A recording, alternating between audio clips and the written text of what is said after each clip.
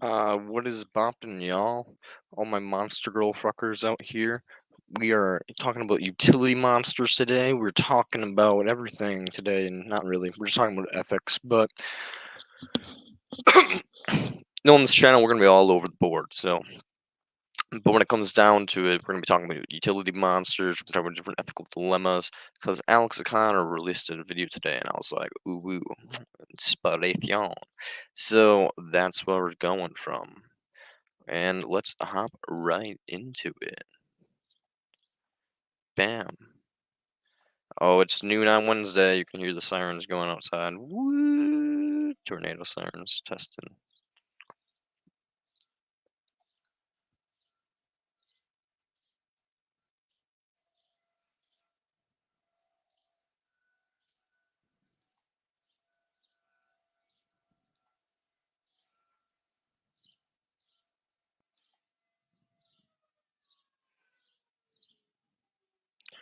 Ba-ba-da-ba. Here we go. There's a wonderful thought experiment which comes from Roger Crisp. He comes up with this example which he calls the rash doctor. So imagine for a second that there's a doctor and there's a patient that he needs to treat that's in pretty dire need, and the doctor has two options. It's like pill A and pill B. Pill A is one where, if administered, it has a 99% chance of failure. It's just going to kill the patient in See, here's the thing. If it just kills the patient, not bad. Promortalism. terrible agony. But it has a Terrible agony is really bad. But, consider this. 1 in 5 people die from cancer. That is terrible agony. 1 in 5 people die from cancer. That's quite literally one of the worst ways you can go. Plus, take into consideration the many, many other ways you can die, which are far worse than cancer, or close enough to being bad that you'd be considered terrible agony. Most people die in terrible agony. It's just kind of the way of life. Stuff is very unpleasant. Dying is very unpleasant, I should say. So when it comes down to it, given promortalism, really not the most horrible thing in the analogy. It sounds more terrible on the face than if you really assess it compared to like how life really just plays out in general. But we're gonna be like, okay, pill A causes a bad thing, most likely, but 0.1% chance of restoring him to perfect health. Pill B is a pill that there's a 0.1% chance of returning them to this like Chad mode and being like, yeah, get in bitches. I'm not dying no more. Okay, that's good. Good for him. And we're gonna assume that this person is a good person who's like negative utilitarian and vegan and stuff and is actually worth saving. Okay, we're gonna assume that. is basically the reverse, such that it has a 99.9% chance of success, but it will only restore the patient to, let's say, 95% health. Still pretty good, like a perfectly livable life. Pretty much rationally speaking, everybody would want to choose pill B, assuming that they're a person worthy of staying alive and all that. They would choose 95%. They would take the little tank to their well-being for the chance of them staying alive to be a good utility agent. So, the rational thing to do, given risk assessment as utilitarian, would be to take pill B. Just not quite 100%, but nothing that would be complained about. And it has a 0.1% chance of failure and killing them agonizingly. So these are the two options. Now, the doctor chooses the first pill, the one that's going to have this overwhelming probability of agonizingly killing the man. C, that would be what we call in utilitarianism an unnecessary risk, given that the other option's really not that bad, something that's would be subjectively acceptable, and basically the risk is really, really, really not, utilitarianly speaking, worth taking, given you could be in pure agony and then die, and which, if you're a good person, would be a bad thing. And an example we're using it is a good person. So yeah, probably the doctor chose the wrong option, given risk and risk alone. but it works and it But restores it them to 100% works. health. Did the doctor do the right thing? There's a wonderful And that's the question. Did the doctor do the right thing? Yo, is the answer to that. Did he do the right thing? No, he did not. But he did a good thing. That's the answer to that. He didn't do a right thing, but he did a good thing. So, meaning essentially it worked and he restored him to 100% health instead of 95% health. So he did a good thing utilitarian wise. He ought to do what is a good thing, yeah. But given the risk assessment, and we don't have a perfectly calculating computer or anything of that nature, it's more likely than not he would have caused a bad scenario. So, given practicality of an actual real world scenario of true utility, like if everything is applied universally across the board, and it's not just like we're letting people do little one-offs and it happens to work, you would be saying like, no, that was a violation of unnecessary risk from a utilitarian point of view. Like you're more likely than not going to hurt utility, but it just happened to be in your favor. And in the future, you are more likely than not going to do the same thing. Then you're probably going to hurt someone in the future, way more likely in the future than anything else. So if you give 100 patients, that means 95 of them are going to be hurt by this, and technically speaking, like based off statistics. So given that, they would be like, "No, fuck you, we're putting you in jail." So I don't really think this is much of an issue for utilitarianism. We can acknowledge it was a good thing. We can be like, "Yo, doctor, congratulations, your patient's been saved. You did a good job." That being said, that was very reckless of you, and we're taking away your license, and you are going to face time imprisonment uh, for endangering someone and basically putting a future. Or like you can just suspend their medical license, basically, because if what really matters is like essentially the removal of their ability to cause harm. So you basically just suspend their medical license and like in that state. And if they have to do it in all states, say fuck it, just promortalism them, put them down. I don't fucking know. But moral of the story is, yeah, it's just like there are answers utilitarian can make to this question. It's not that difficult, Alex.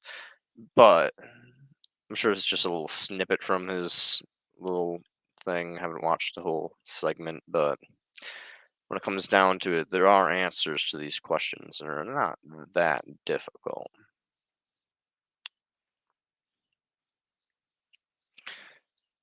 Yeah, 8 minutes. That was a solid time. Good old little intro. Bam. Let's get the invite link into the chat. Bam.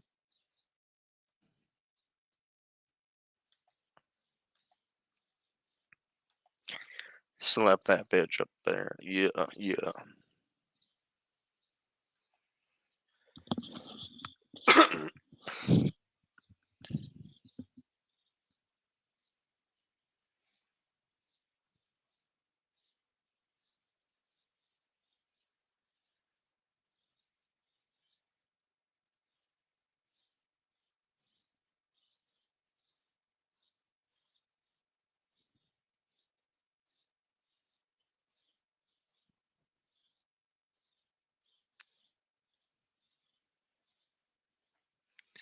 Hmm.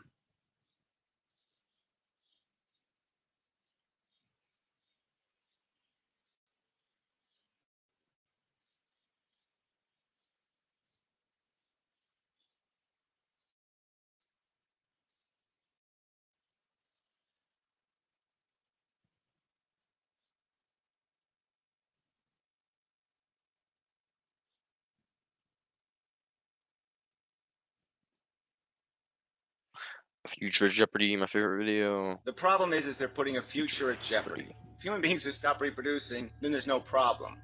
They take billions of animals and exploit them, torture them, and harm them. then they do this to human beings. We are entered in a whole pile of shitty lotteries, and you're going to win some of those, guaranteed, okay? If you enter 1,000 lotteries with a 1 in 1,000 chance of winning each one, you're guaranteed almost to win one of those lotteries. And so we're all fucked. We all know what the end is. It's going to be something. We're doomed in a lot of ways, and the longer we live, the longer we're exposed to all this risk. And some people pay the risk. This You don't ties pay it. into the Okay? video we Again, the just argument watched is this of is a Alex Frankenstein Economy. experiment. There's been no study, answer. no information whatsoever, no logic statement, nothing stating why this experiment needs to take place, what is going to be accomplished by doing this experiment, and I can point out the huge risk of this fucking experiment. Okay, that you're putting a whole bunch of sentient beings at jeopardy. There's likely to be another fucking goddamn Holocaust. Very likely that billions of people are going to be killed in a very slow, miserable, horrible manner. That future is huge. There's a ton of suffering sitting out there being exposed, and there's no evidence that human beings give a shit about any of that crap. And so my argument to you is you stop putting people on the roller coaster, I'll say fine. You ride it as long as you motherfucking can. You can fucking supertronic your brain. You can fucking build yourself a little steel cage, put your brain in, and live there for 5 million years. Do whatever the fuck you want to your own fucking consciousness. But your fucking arrogance to think you have a right to conduct this experiment and continue this fucking experiment when you have no efficacy document, no statement saying this thing makes fucking goddamn sense, or that this goddamn risk or this goddamn suffering is worth your petty little fucking glory chase, your goddamn little endless pursuit of your goddamn fucking cheese doodle. So fuck you. Until you do that, yeah, that's right. I'm telling you the logical, provable, right thing for an ethical and decent human being to do is if he had the power to fucking eradicate the whole fucking thing with one little smash of his hand, it would be the moral and ethical thing to goddamn do. Because you people will not conduct the experiment in any kind of ethical, decent manner. You're irresponsible motherfucking pricks. You've admitted it. You keep reproducing for no good goddamn reason except your own fucking selfish self-indulgence, and then you glorify that. You say, well, it's great to be a slob. It's great to be reckless and sloppy and fuck everything to goddamn hell. It's great to take risks with other people's goddamn welfare. It's great to be a drunk fucking driver. Fuck you. You're goddamn Frankensteins. You're Dr. Frankenstein, sadistic, malicious motherfucking cunts. You don't have rights when you start imposing on other people. You're not giving birth to yourself. You're giving birth to a new human being who may not share your fucking values, and you have no right to put that consciousness in jeopardy. No fucking right. You're the imposer, and I would only be undoing the imposition.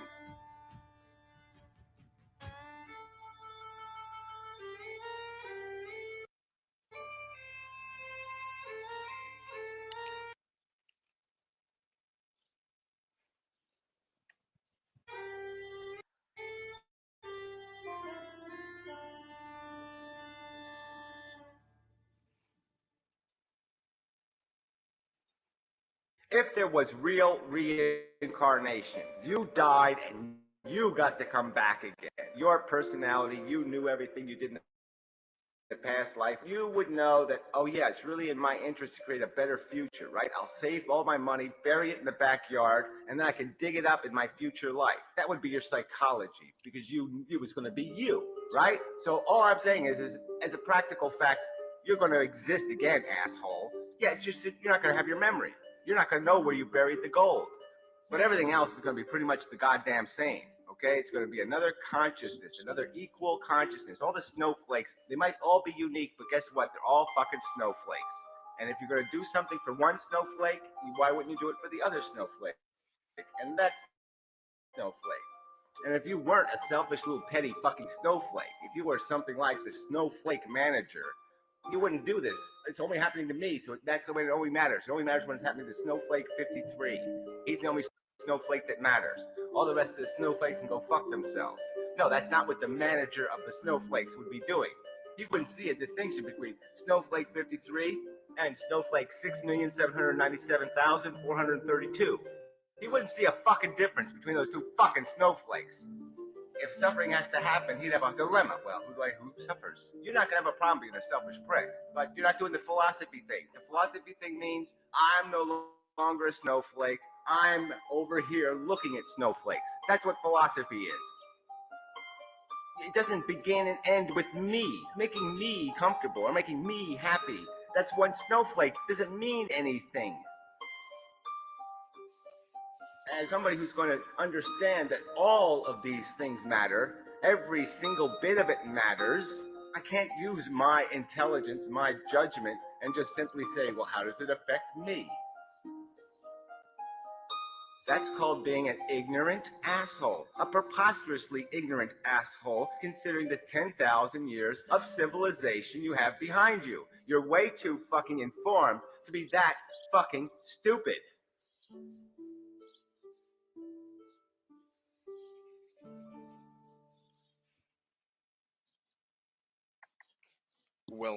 Welcome to the club.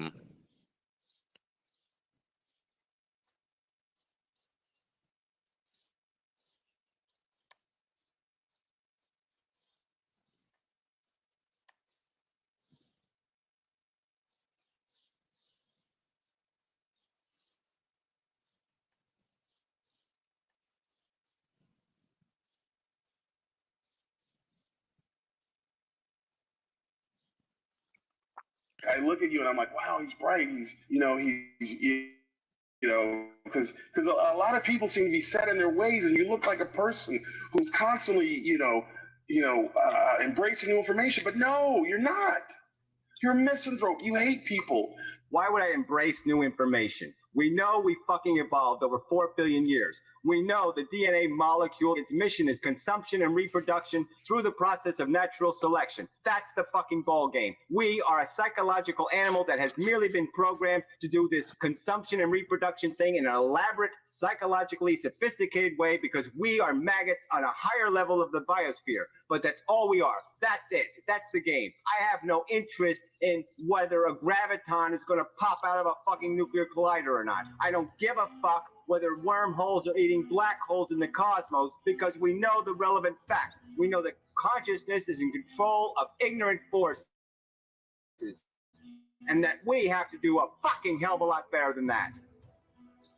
You sniff out the more moral argument, and then you make it, and then you cuss people out for not embracing it. Okay, and you have such fear of wrongness that you insult people. No, I have the same fear that you have. I fear ignorance, okay? And that's what you're displaying. That's what this philosophy of don't dare question our creation, that's what you're basically saying. You're the one making the religious argument. No one can question the sanctity of the personal, emotional bullshit organism. That somehow is the cherished stone in the universe, is the eccentric personal bullshit. And that is just fucking rubbish. The game is consciousness. The game is managing it so you don't have all these blood and guts and suffering and misery all over the goddamn table. Reality is the biggest fucking teacher. So these words, this stuff I'm saying means nothing to a human being who's ignored everything reality has told them. Okay, reality has given you a reason to see things other ways. Okay, but I know that when you're sitting in your house, when you're thinking about a way to behave, there are other ways, but at the end of the day, you'll have to say no points were made. Yeah, no, it's not that I have to. It's just that that's the fucking truth. All right, you sit there and talk about reality as if it's something that just carnates. I don't know why the music's so dramatic, without but them having to apply any intellectual What's discipline, poppin', without whoever's them having to watching? be humbled into being able to see it. You can't see reality if you are wearing humanist glasses, if you are obsessed or interested at all in the human organism as beautiful or wonderful, yet the truth is going to be hard for you to see. Reality is going to be hard for you to see. Because all you're going to see is the attractiveness of the heroine. You're going to chase the fucking dragon. You're going to be distracted by your own addiction. And the only way to step past that is to, yes, destroy your humanity for a little while, destroy your identity for a little while, and sit there and really allow the truth to sink in, that we are just fucking programmed goddamn machines, okay? And that it is a subjective, bullshit, arbitrary process that builds that fucking programming, and that the real dynamics of this game really is just about feeding the machine, okay? It is bacteria with brains. It is DNA controlling the whole thing, and you can think reality is something else. You can think that we are constructed for some other purpose, but you are the one deceiving yourself. You are the one living in the false reality.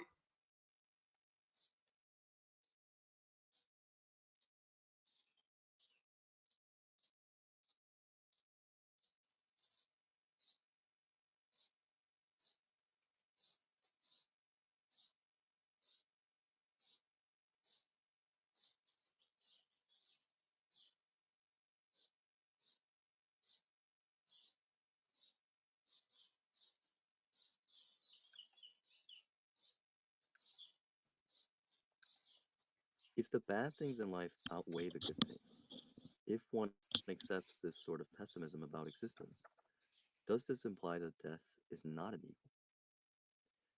Now, in discussing death, it's important to say that we are not talking about the process of dying and everything related to this. We're not talking about any fear one might have towards death or about how one's death might affect others. What we're talking about is death itself for the one who dies. So, suppose someone came into your room tonight and killed you in your sleep painlessly and without you being aware of any of it. Would this be a bad thing?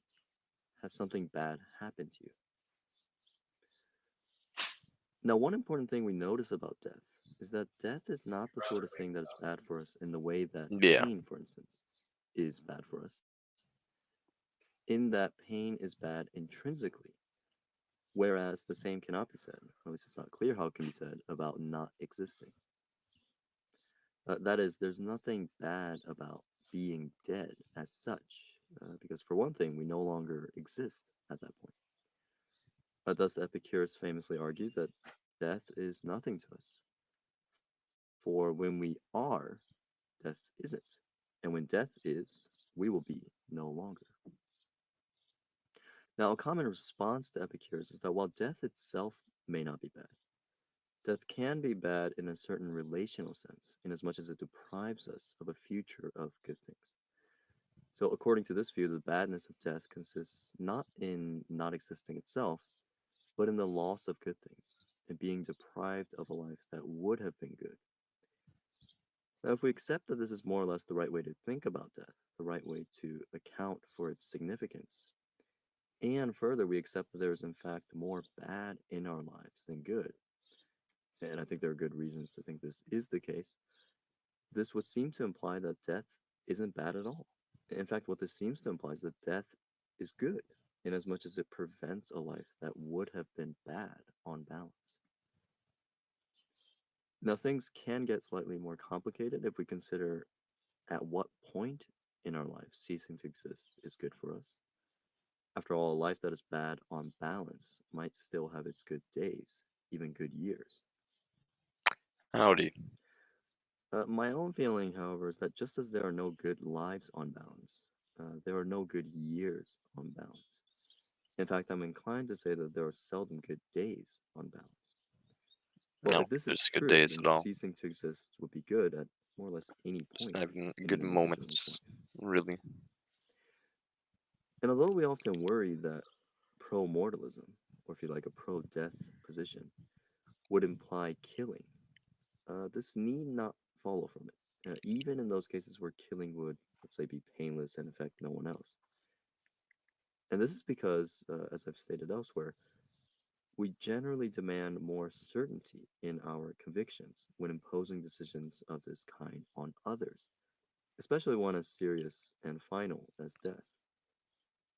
That is, it's one thing to be confident enough to subject yourself to something.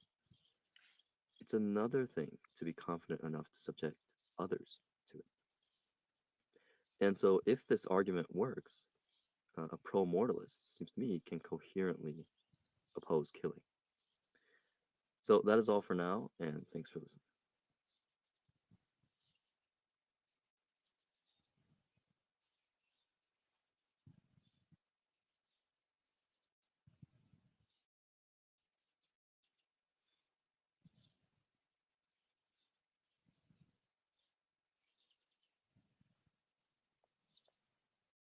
If the bad things in life outweigh the good things, if one accepts this sort of pessimism about existence, does this imply that death is not an evil?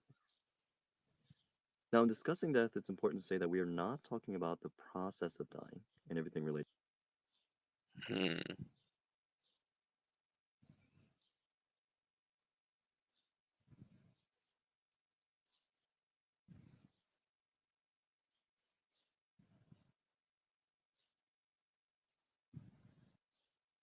They're dead.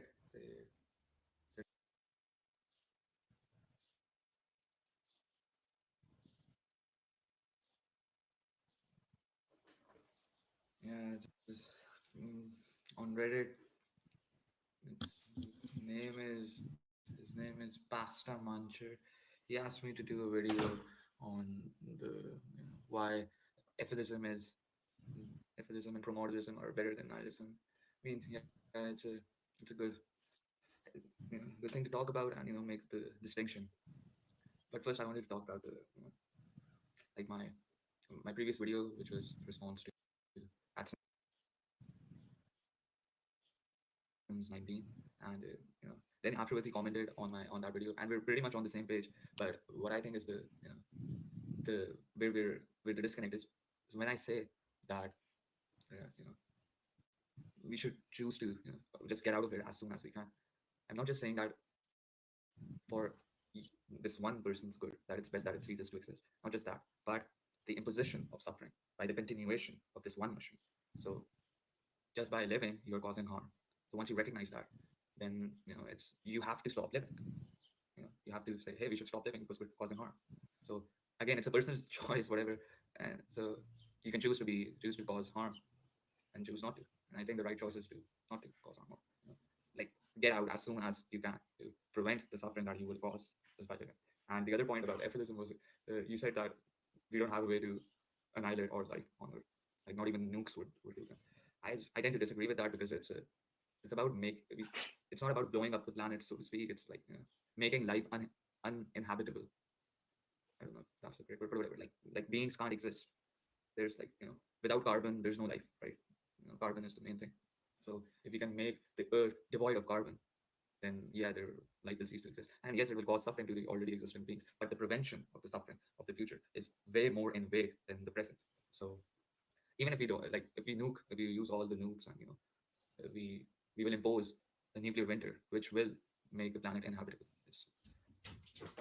It's cat opens the door herself. So it will be uninhabitable if we use all our nukes. But even let's say we can't do that.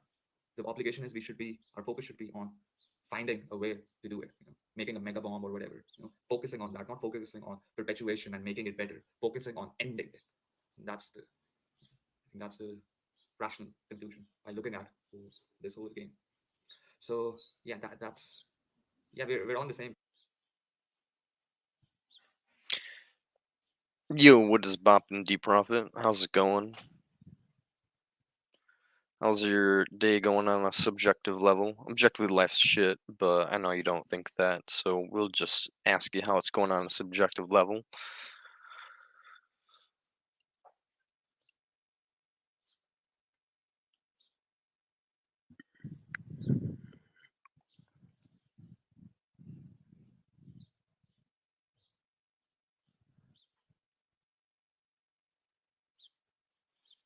Page, but these little things we disagree on.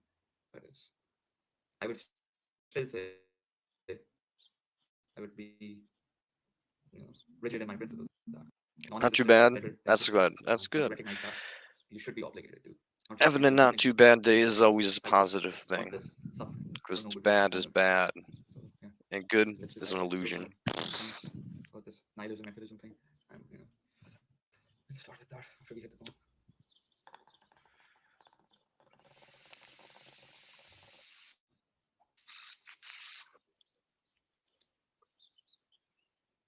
Well, I say that's good, and then I immediately say that good is illusion. It's just funny. So nihilism is It's very there's much different ways pretty people meta. use this term, right? I've seen nihilists who value suffering, and they call themselves a nihilist too. So it's first let me tell you the similarity between nihilism and atheism. It's the futility, right? The futility of life existing. There's no purpose for life to exist in this universe. It doesn't do anything. It's a pointless perpetuation of DNA replication. It's pointless. So yeah, that's the similarity. That's where they both connect. I love Ethel Blaze. It's a shame that he's gone. So once we recognize that it's futile, there's just no reason to continue it. And I think that's another difference because a nihilist would say that it doesn't matter if it continues or however much people are tortured, it doesn't matter. It's just, it's meaningless. But no, that's the difference now. We have to recognize value. What is valuable?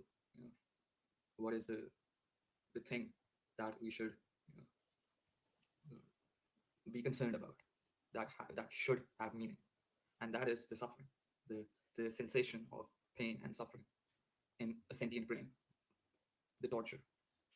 And again, then they bring up this subjectivity crap. Oh, it's subjective. You like this and you like that, and you want to, you know, Did Reed upload you don't want to anything suffer this way, you today? want to suffer I this way. don't It's all think subjective. so. Let me But take a that's not the point, gander. right? A land Uh, mammal, you know, drowning is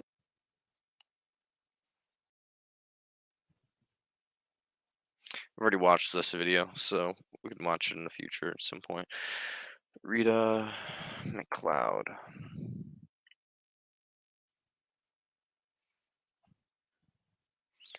Yeah, he uploaded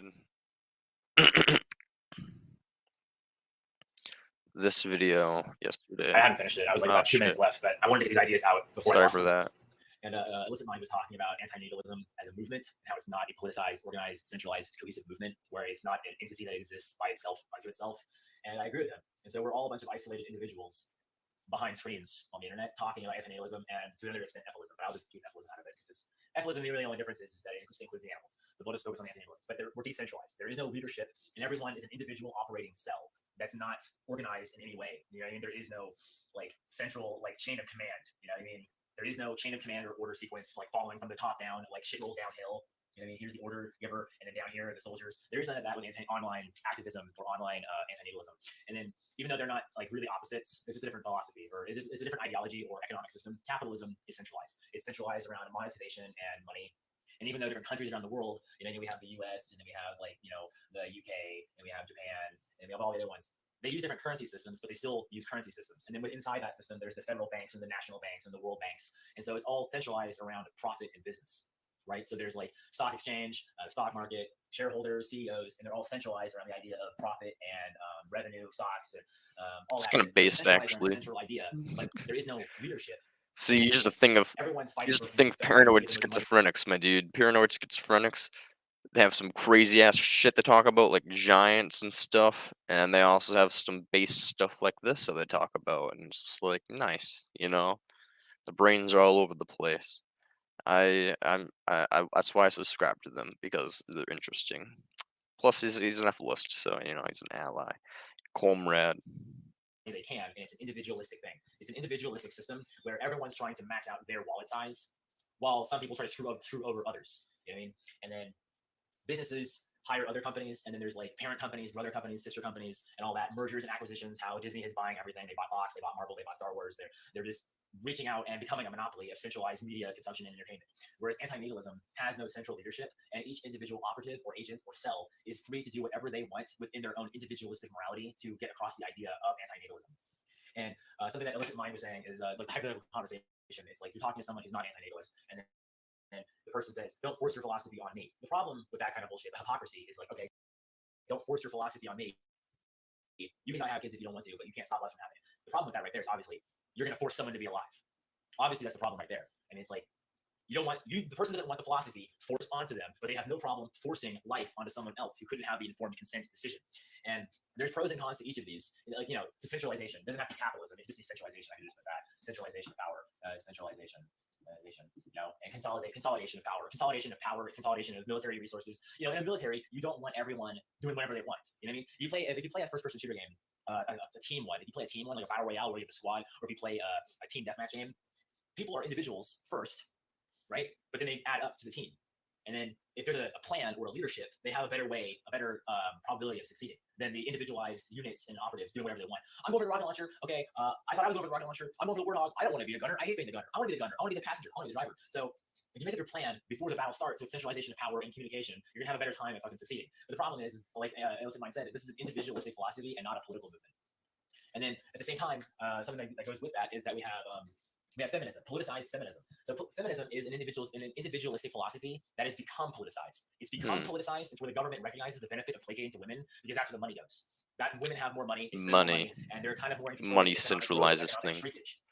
And so the problem too bad there's no money in antinatalism. is that, if we have centralized antinatalism, the individual or the idea. It should be the idea, but there's two. I guess we can have two different versions of the centralized. There's the centralized version of antinatalism, which becomes politicized, which is grounded on the idea, philosophy, and so that way it cannot be corruptible. If antinatalism becomes politicized and we have it as a person that is the centralized figure, the power can corrupt them, and then they can turn it into something else, right? Absolute power corrupts absolutely, right? And so if we're centralized around the idea and not a figurehead or a leader, then each individual operative and cell is still able to do what they want based on their own individualistic morality and code of ethics. And it really should still be do no harm, impose no harm. You know what I mean? The golden rule, do unto others as you'd have them do unto you. You know what I mean? It's like, would you want to give, you don't want to be. You say, sorry, what? What's your question? Are you talking about?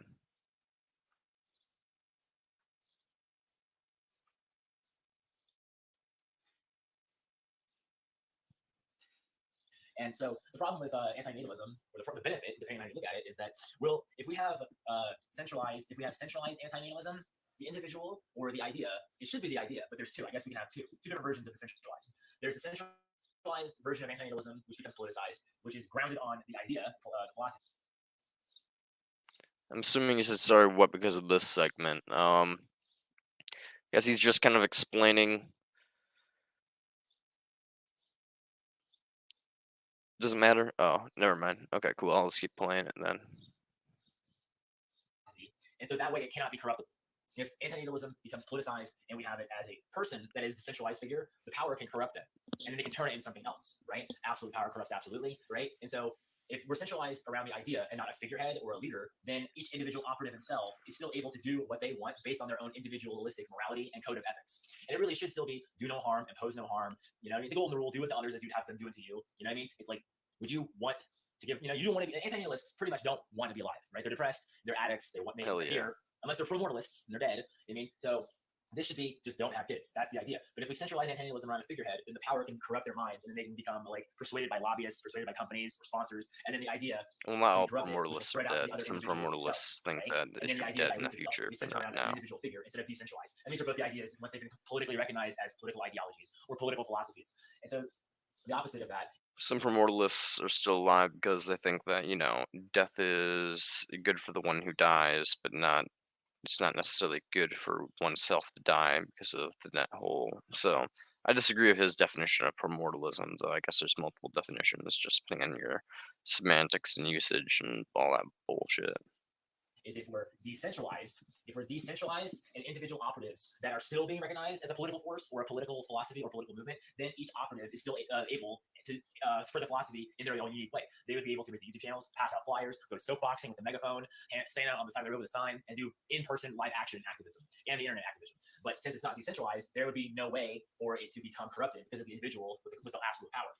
The benefit of the idea being centralized around the idea, but it's being centralized, the benefit of that is that I guess that everybody would be able to police each other on their ethics. So it would be a self-checking system. So if this person does something that goes against the no imposition rule, then the rest of the community could be able to check him. Well, that's just sad to me, DeProfit, that you start loving life after seeing the horror of another country. I mean, to me, that just means that, like, you have a comparison of struggle, and you're like, oh, you have a new appreciation for your own struggle, which is lesser. To me, that doesn't really make, it worth loving. If anything, it means it's just a horror show that, like, you're just being able to compare yourself to be like, oh, I'm not an R-rated horror movie. I'm in a PG-13 rated horror movie, and so therefore it's not as bad for me as the main character, because I don't get torn apart and raped. I just get torn apart, because you can't have rape in the R-rated film. Sorry, PG-13 rated film. So I want to be in the PG-13 rated film instead of the R-rated film. That's basically the comparison between India and the United States. It's just like, one's complete hell and another one's like hell with commodities.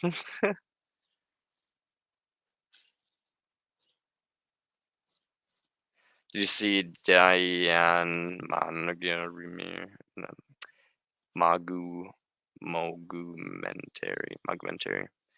I don't know how to pronounce that.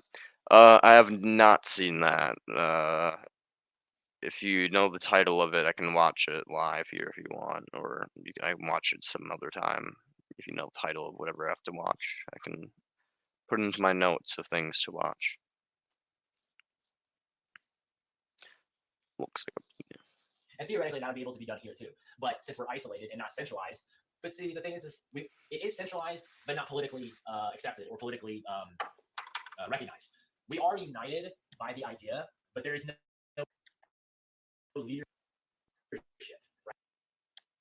Right? The only idea here that unifies us is do not have kids, right? And the thing is just like we need to be telling everybody. We need to be telling everybody and yelling it in the streets, telling every single person. And the people who already have kids are lost causes. That's the futility. That's where I think the futility really is. If people have ears to listen and they have minds to think, they'll understand that this is really just the bottom line of ethics. It's just like, you know what I mean? Like something that exists is harmful, something that doesn't exist is not harmful. Right here's the decision to procreate, and it's just like no harm, harm. Nobody wants to be harmed, and it's like then we have self-defense is right here, but nobody's having children in the name of self-defense. It makes no fucking sense. You know what I mean? And it's just like what unites all mankind is that we were imposed upon, and that those who are alive are addicts to something, to some kind of coping system or coping mechanism. And I disagree. Respectfully, I do disagree with illicit mind, saying that everyone is a nihilist, because again, Amendment has said that there's a difference between meaning and purpose, and nihilists don't think there's any meaning. But no, nihilists don't think there's any purpose, but there's meaning. You know what I mean? To confuse meaning and purpose is the difference. You know, the purpose of life, purpose, meaning. And the meaning comes from value, and value comes from feelings, and then feelings come from pleasure and pain. You know what I mean? Pleasure and pain. And then the purpose of life is pretty much only survive. You know what I mean? Survive. And then genetically replicate the species. That's what we consider. I mean, that's not an intelligent purpose. So it's not a rational or logical purpose.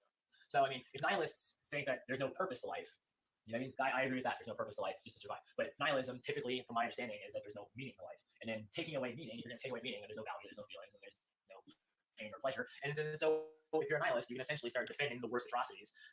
But a nihilist isn't going to be a nihilist if they're sitting in the torture chair.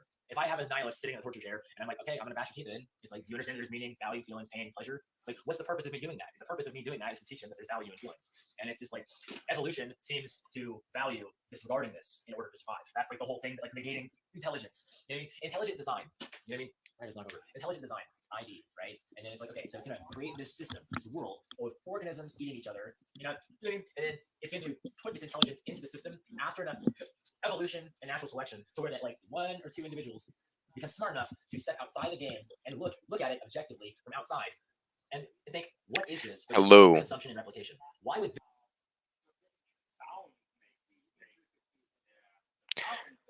what is up? Just watching this. We're done watching this, though. create the system if it was able to?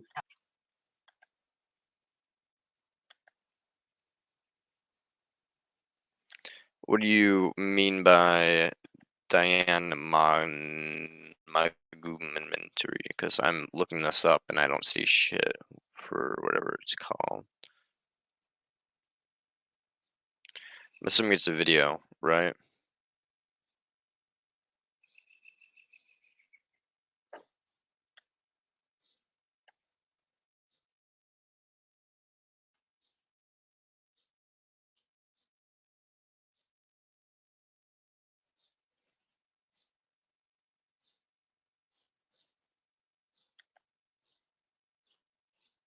Sun Zubox.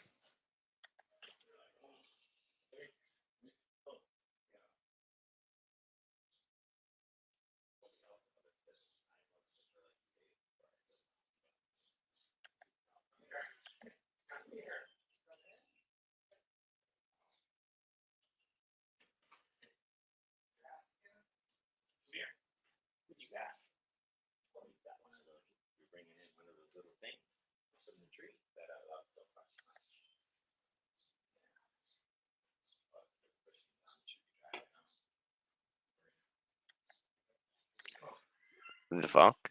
Is that it right there you're talking about?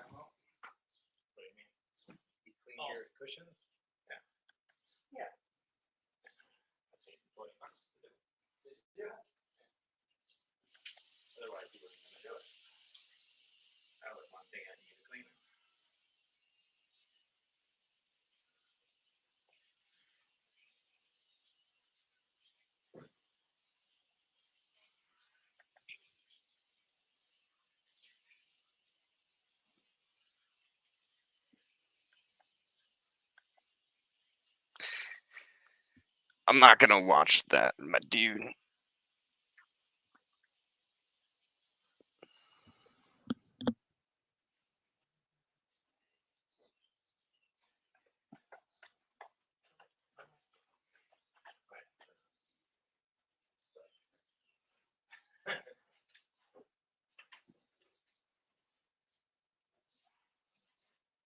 You're looking at the weather.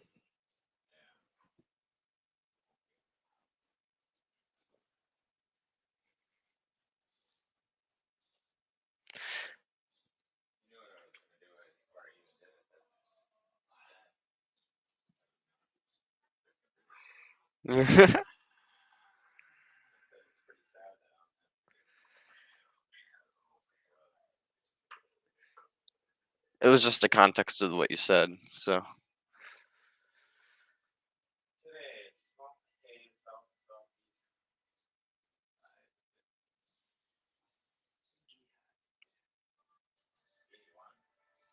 Yeah, you were like, you're like, I got distracted. I have to look at the TV. And I'm like, why would anybody have to look at the TV? And then I looked outside and I was like, oh, it's rainy out and you guys want to go fishing. So I just figured that you wanted to check the weather.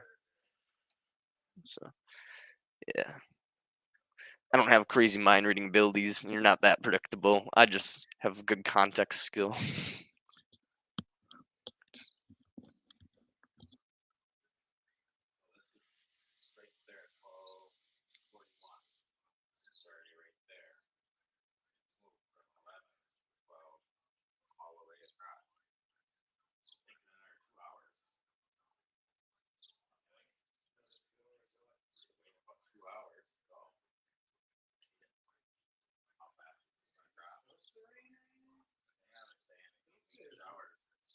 They said more north, so.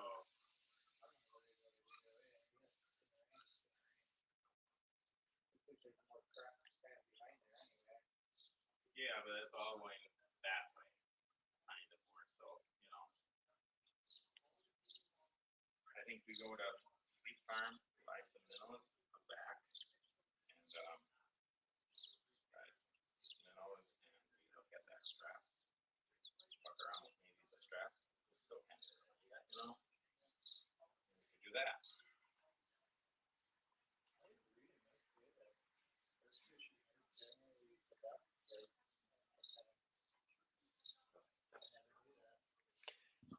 You ever go perch fishing to profit?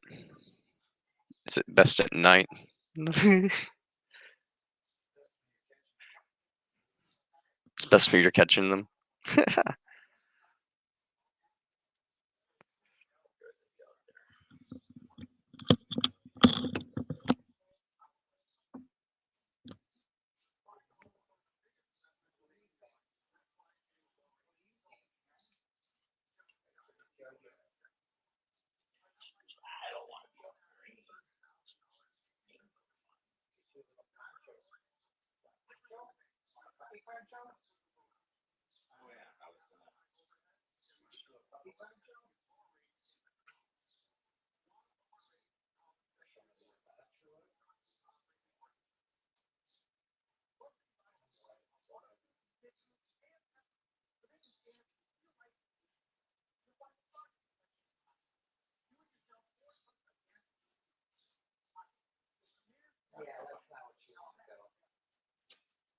What's broke is in the inside. Oh, The so you're just plastic. gonna get the cheap one. Is that just the outside or is that the inside? That's the inside. Oh, what's that little part upside down? You know, that just, Yeah. that's the whole part that I need, I think. Right. And then Yo yo.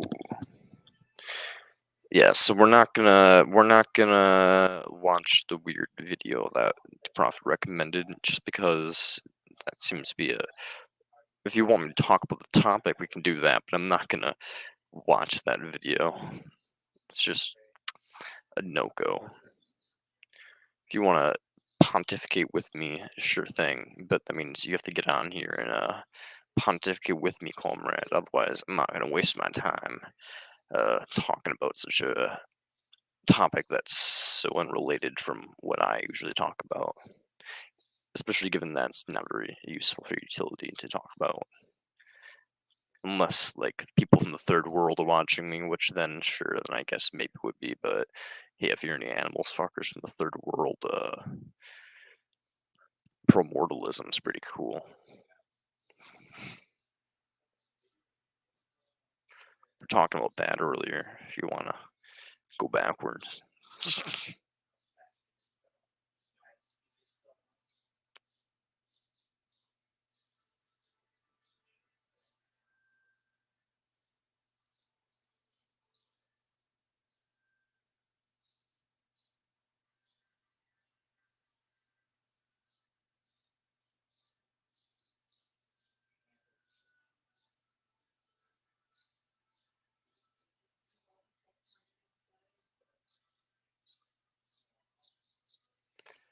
Yeah, I don't know why you want me. Yo, Deprofit, why do you have so many weird ass topic recommendations, by the way? Like, where do you even find these videos? Like, genuinely. Like, how do you find these videos? What the fuck do you do to even find these? What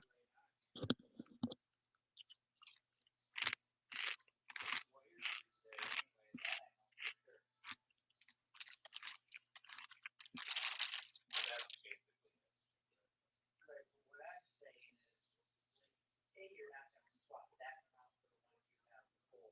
Yes. Because you have a camera on here, and you have, like I said, a lot that's specific to it.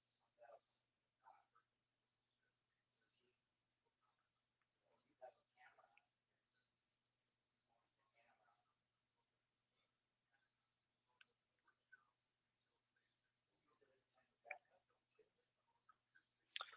This fisherman offered me fish today. Oh, fair enough. It's completely ethical to take the fish from a fisherman, given that they were fished. So,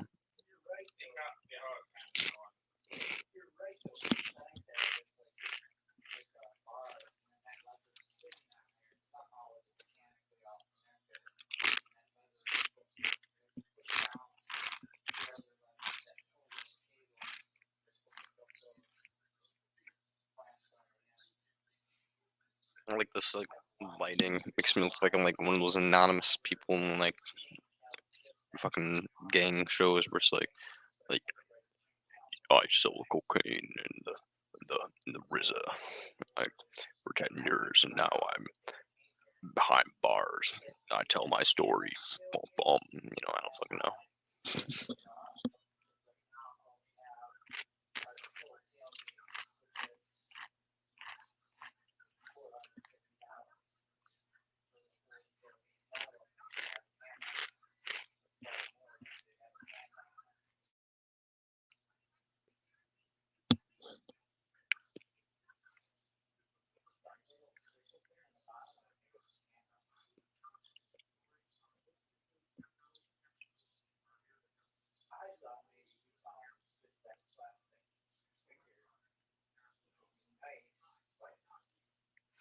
Harry Potter and the Cursed Child.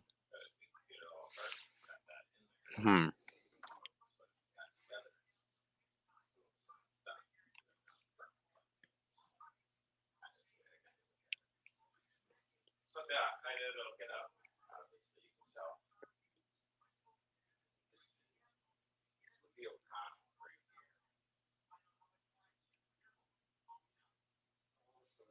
It's a brand new series, The Mental Illnesses. Hey, I'm anxiety. I'm the neurotic of the bunch. Hi, I'm depression. I'm the downer of the group. Boo! I want to kill myself. Hi, I'm bipolar disorder. I'm also. Wait, no, here it comes. I am God. I'm God. Hi, I am also God. I'm gonna get this one. This is all nice. Someone poisoned my tea. Is that the CIA? Stop reading my thoughts. Stop reading my thoughts. Stop reading my thoughts. Stop reading my thoughts. I'm just a little concerned with how these mental illnesses are being portrayed. I think it's ultimately inaccurate, completely disrespectful, and I believe that it could actually be harmful in Hi, some cases. I'm Where are you ADHD going? and I'm autism. Hi, I'm autism. Hi, I'm autism.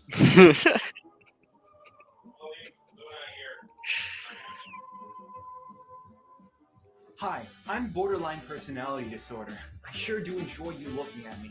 I sure hope the camera doesn't pan off of me soon. That would make me feel unwanted, and that wouldn't be good at all. Oh, fuck, I knew you would do this! You always do this! Fuck you! Fuck you! Fuck you!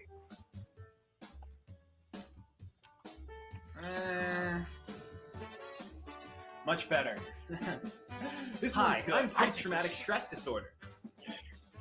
I'm actually having a pretty good day today. I'll basically be okay unless someone reminds me of my time in Hands Iraq. up! It's me, ISIS. Oh God, no! No, not again! Not again! Not again! Just kidding. It's me, sociopathy. Giant scam.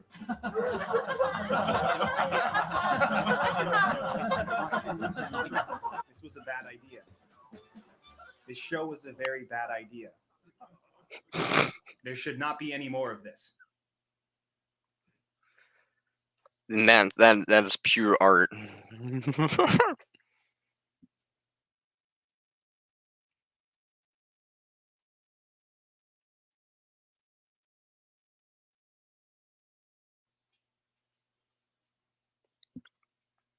This is your channel. You're into.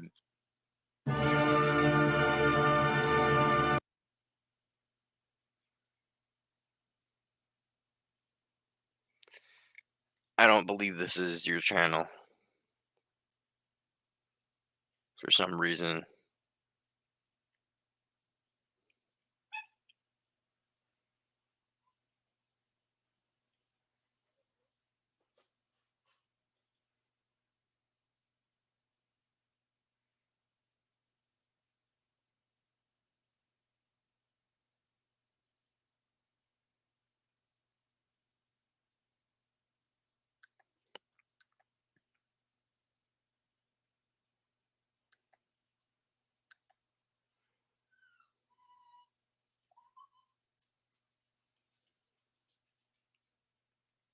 The fuck?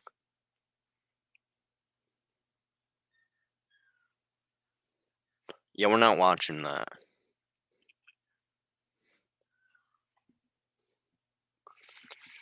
I don't actually believe that's their channel, and I'm not watching it. Sorry.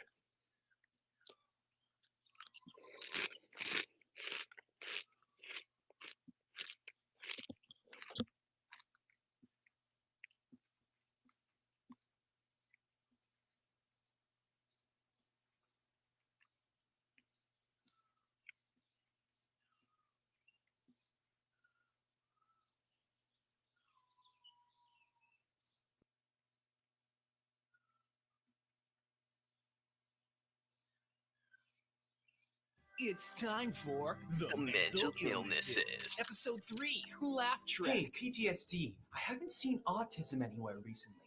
Where is he? He's in his room trading stocks and playing Minecraft. Oh. Should I go visit? No, he doesn't like to be disturbed, so I wouldn't go there. The fuck was that? What? That laughter. Don't you hear it? That piercing laughter. Somebody's been laughing at us. Someone's been laughing at us this whole time. Yeah, schizophrenia. I guarantee nobody's laughing. I don't know, PTSD. Everything seems so virtual, so fake. I mean, look at this. When was the last time I could do that, huh? You just turned around. But I didn't. I rotated through a 3D plane as a 2D sheet of visual information. Don't you understand? We're missing a dimension. Schizophrenia, we both know how you get. Nothing that I say or do is going to convince you out of your delusion, but I just want you to know, I understand you must feel scared by what you believe, and I'm here for you. I know you're normally right, PTSD. I know I should believe you. Hey, PTSD, what was that event that traumatized you again? I can't remember. There it is again! I fucking knew it! I knew it! I knew it! Guys, I just realized our entire reality is fake. It's been set up. It's been orchestrated by forces beyond our imagination. I have no evidence to believe him, but he's giving me a reason to be scared, so he's probably right. No, it's all fake. Some kind of higher dimensional force has set all of this up, contrived this sitcom premise. They're laughing at all of us. Well, that doesn't bother me. I mean, at least somebody's getting some joy out of my miserable existence. Boo! I want to die. Literally me. Do you see? There was nothing funny about what you just said, but they laugh. Why do they laugh? Sociopathy. You have to believe me. We're in a contrived sitcom premise, and we have the same face, and none of this is real. I know exactly what you're talking about. Yeah, maybe next door bugged our house, and they're all laughing at us secretly. Sociopathy. Why am I not surprised? Schizophrenia, you shouldn't be listening to this guy. And sociopathy, you really should not be encouraging schizophrenia's delusions. Oh, don't listen to any of them, schizophrenia. They're all in on it. Only I can. Yeah, that's enough. No, none of you understand. We all have the same face and we speak out of the same voice, and we're the spiritual successor to a web series about political ideologies. Come on, schizophrenia. Let's get you to bed. I have a feeling I'm not going to be able to sleep.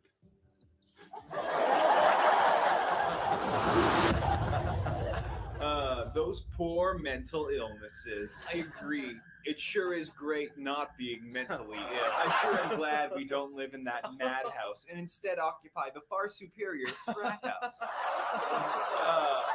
What I enjoy most is laughing at their pain. Time to get to bed. Good night, everybody.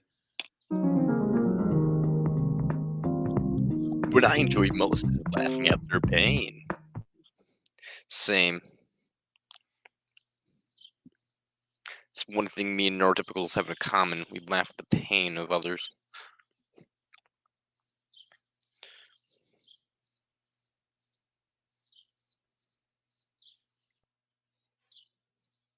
Wow, it's sad because it's true.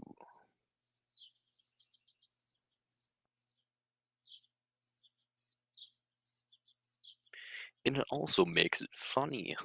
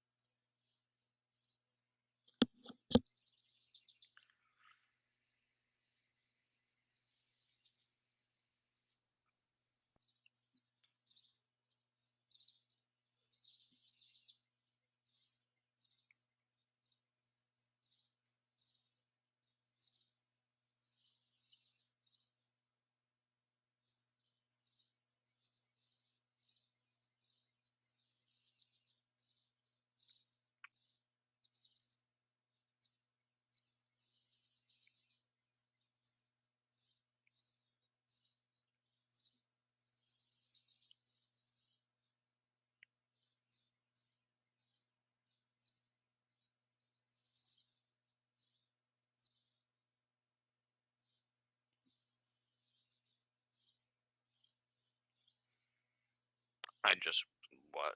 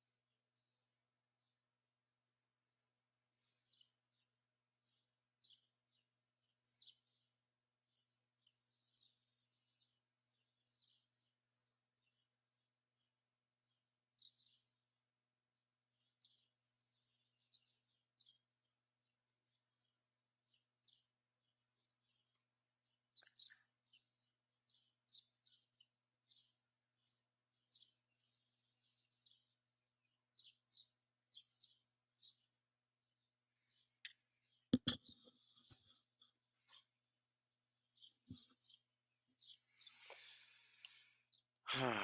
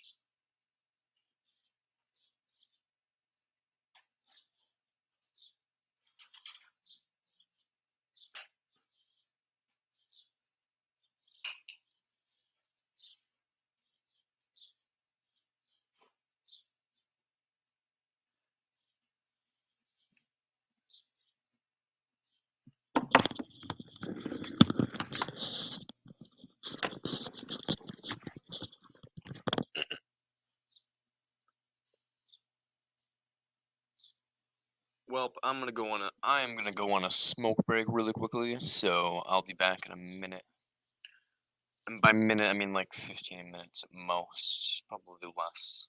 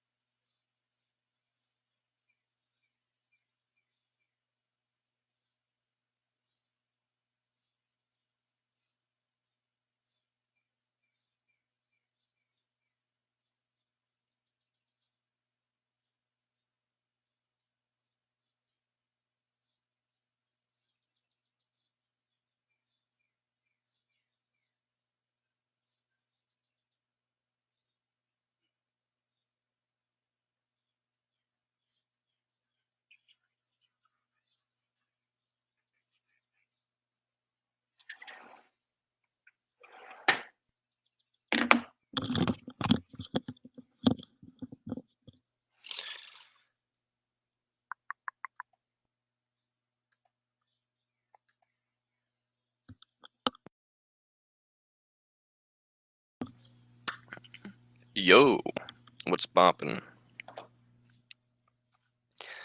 So we're just big vibing here. At one point, some person was like, multi-prophet was like, "Yo, can you watch this video on zoophilia?" And I was like, "No, man, I'm not gonna watch that." But in the very beginning, we were having some solid conversations on utilitarian ethics and how it's pretty solid, and the critiques are just silly Billy.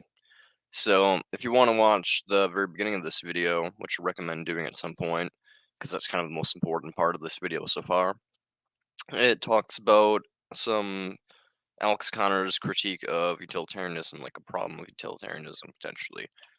And I was just like, here's my reason for why it works with utilitarianism and why it's not much of a problem at all.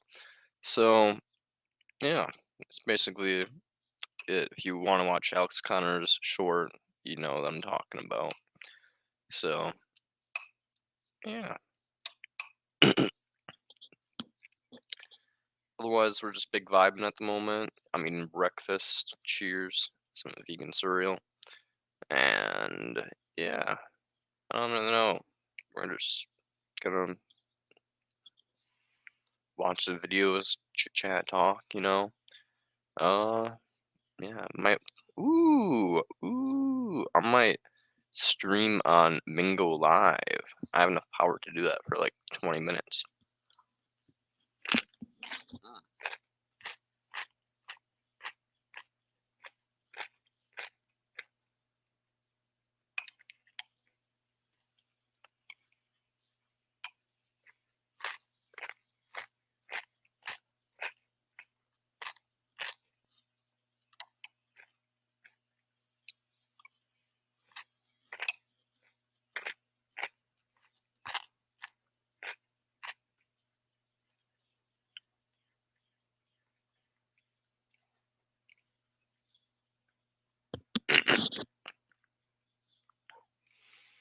Okay, yeah, we're gonna talk about abortion a little bit.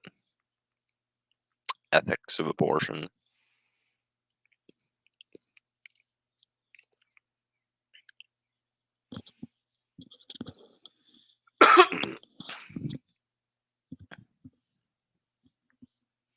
Yo, yo.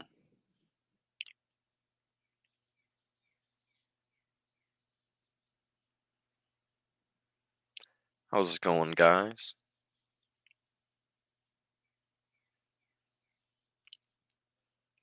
I'm live streaming right here. Well, live streaming right here. You know, you guys can see each other live. I'm live streaming on multiple places.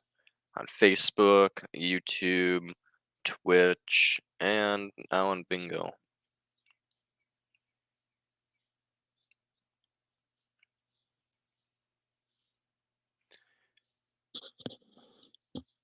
Hello?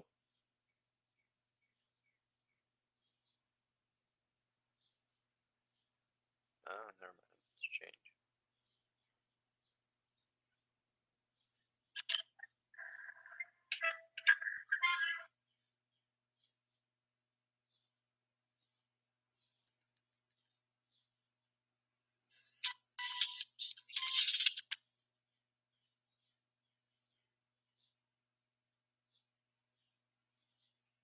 You, howdy.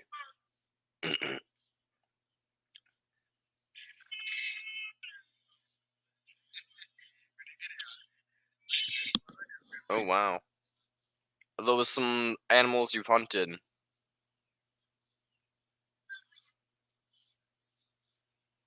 Are those dogs?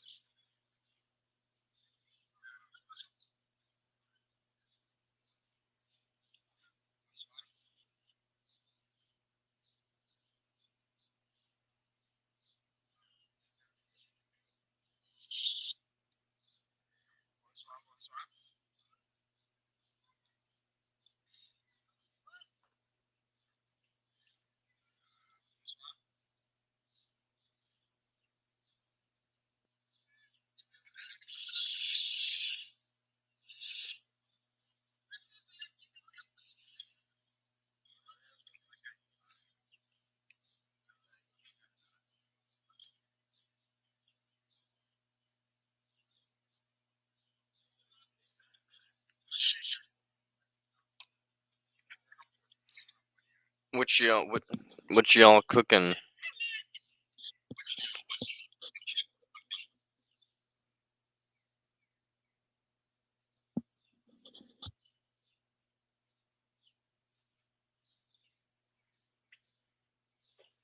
Well, never mind.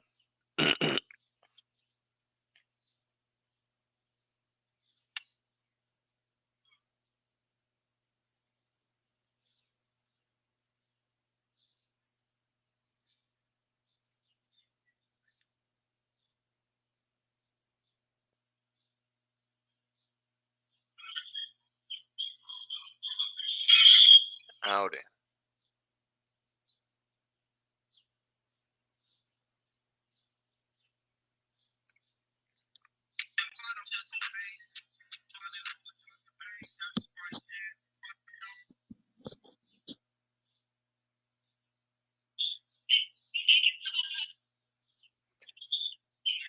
You, what's up?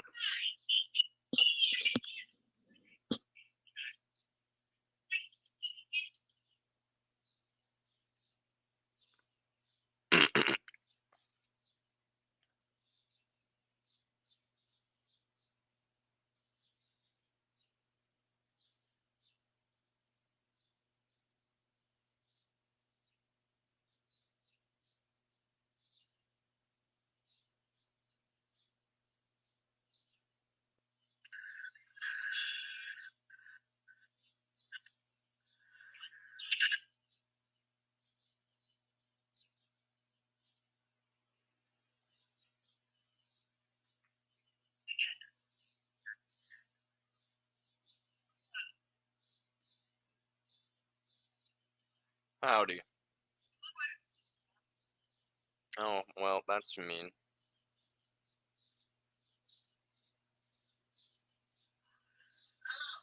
Hello. I'm doing alright on a subjective level. How are you?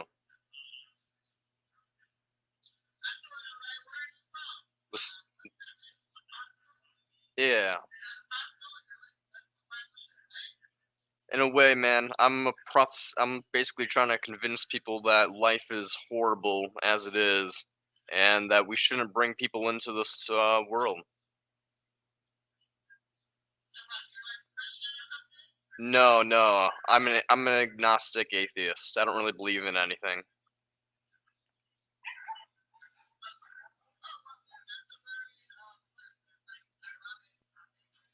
Indeed, it is. 23.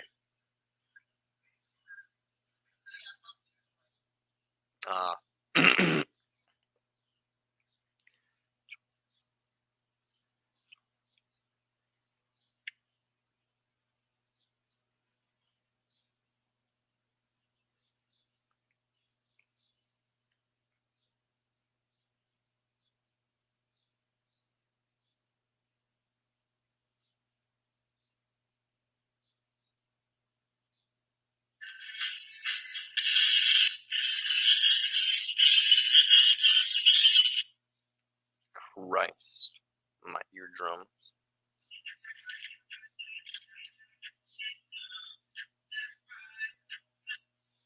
He listens to the country. It's not worth it.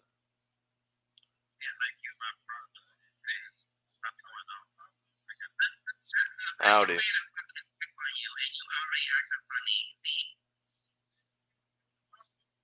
I'm an apostle for the end of the world, my friends. We must end all life on this miserable planet.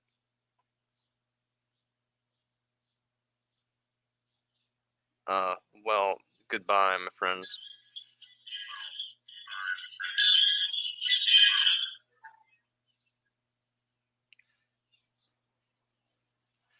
They were not very vibing with that. Anyways, when it comes down to it, life is an unethical thing to propagate on this planet, unfortunately. Though we may enjoy our lives, bringing new beings into this world is quite unethical, and animals being the fact they aren't moral agents and they tear each other apart on the daily, are wrong to allow to continue on doing their thing. Just as it would be your moral duty to stop a bunch of children from fighting in the playground because you're adults, you have a duty to stop animals from tearing each other apart. So, the moral story is extinction is the way. The dodos are not suffering anymore. So, there's no problems for the dodo birds. But there are problems for the rhinos because there's a couple left remaining. And life sucks in Africa, man. If you're an animal in Africa, you're fighting for your life out there, you know? I'm just saying, those rhinos would be much better off extinct. Like, if they just were gone, there's no more suffering rhinos. That's the way I look at it. And I think it's the same with all other beings. So, just as the dodo birds have no sucky days anymore, so do, the future rhinos when they go extinct inevitably. So, it's just the way I look at it. It's a lovely thing. Yo, how's it going? The Prophet. I can't believe I forgot your name. But at Beauty, I am doing okay on a subjective level.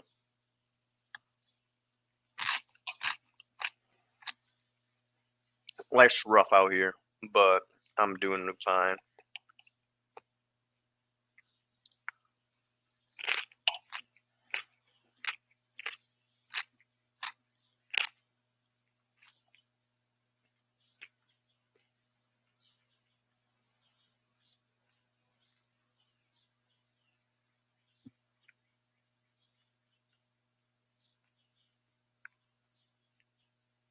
Hmm.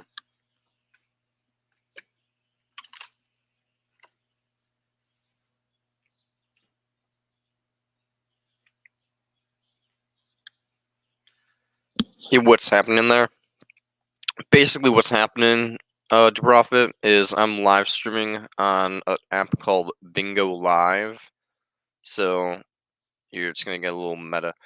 Now, you guys on the phone's looking at the live stream, and you're looking at this live stream. So basically, I'm live streaming in 4 different places at once.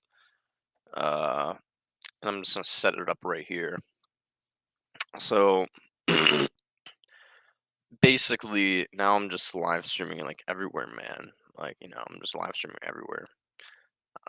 There's like a bunch of bots and maybe like a few people potentially watching me on this bingo app.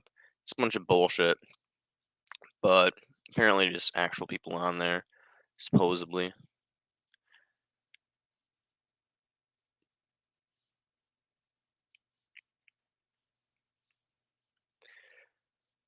But yeah, basically just trying to convince people that, we shouldn't procreate under any circumstances and that abortion is a good thing.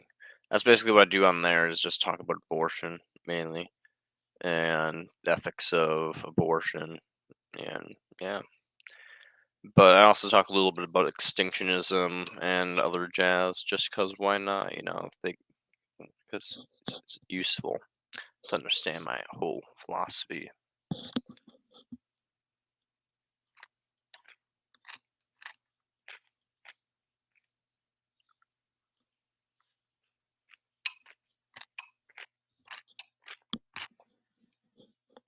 You Droplet?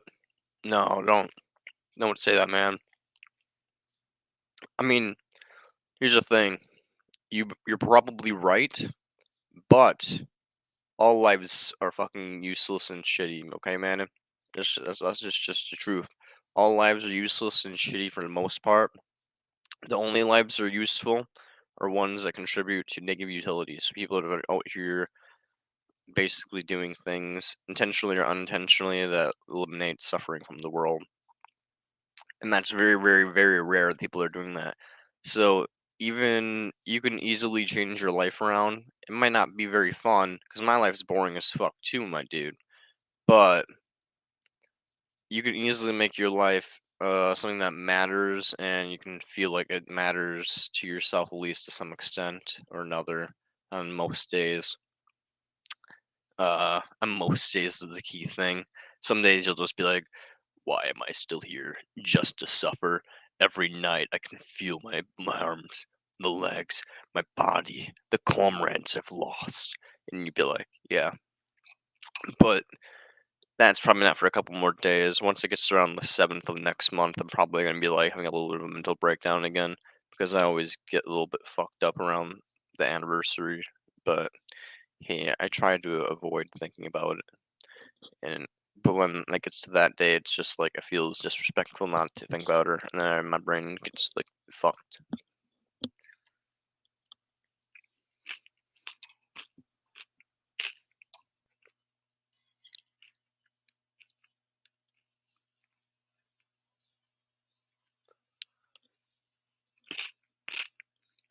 My story is boring life, maybe, but you can easily make a life of utility, man. Life will still suck, and it'll still feel boring, but you can have a life that matters. And I believe in you to profit.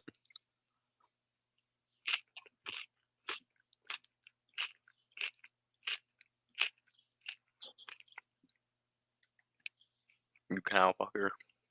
Just kidding.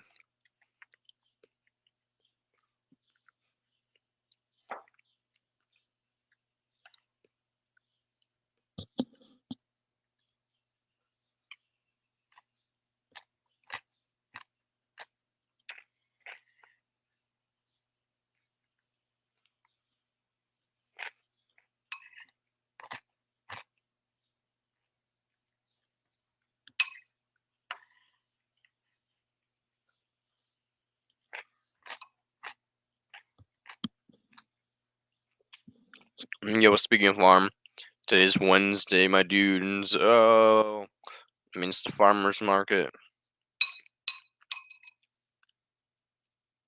It does mean the farmer's market. You know what that means? I am going to the farmer's market in a few hours, and I should probably charge my phone.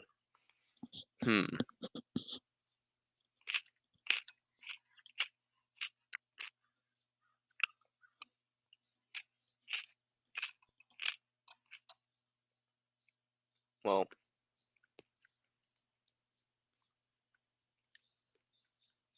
we'll let my phone get a little bit more dead, and then we'll charge it, because it'll only take like an hour and 30 minutes to charge it from like dead anyways.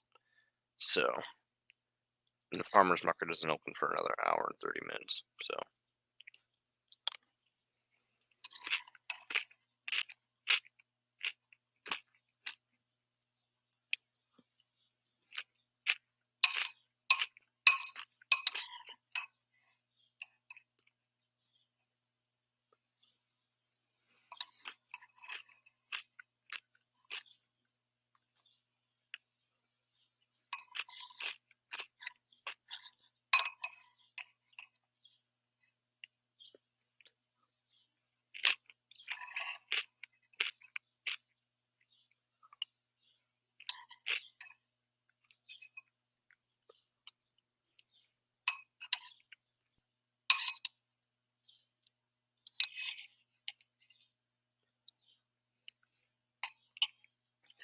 Good soup.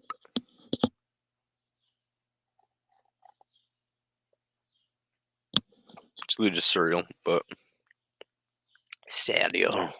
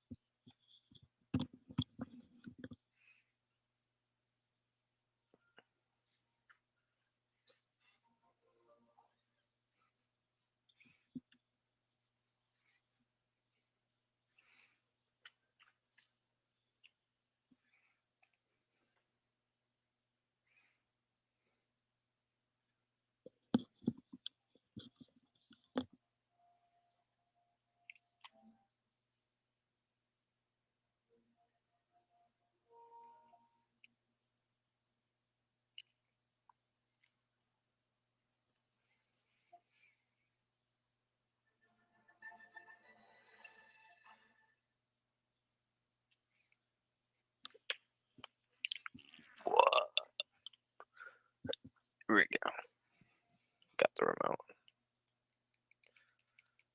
TV's just a little too loud for my autistic self. Just kidding.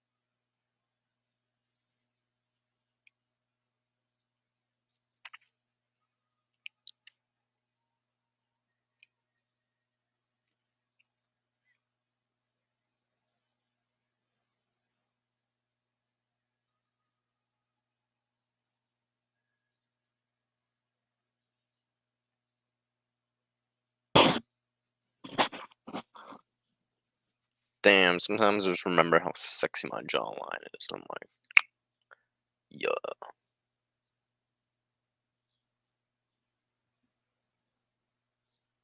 Chisel.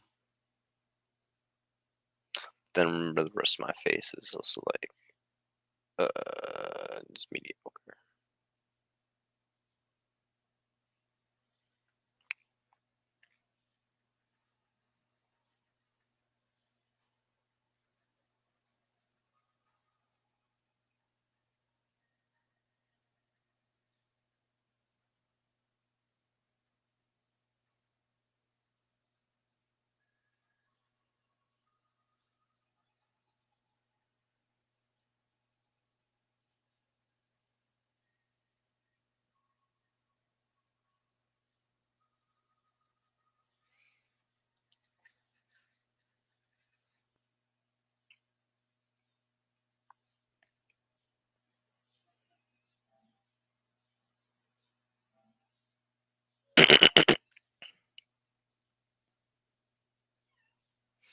Marco, I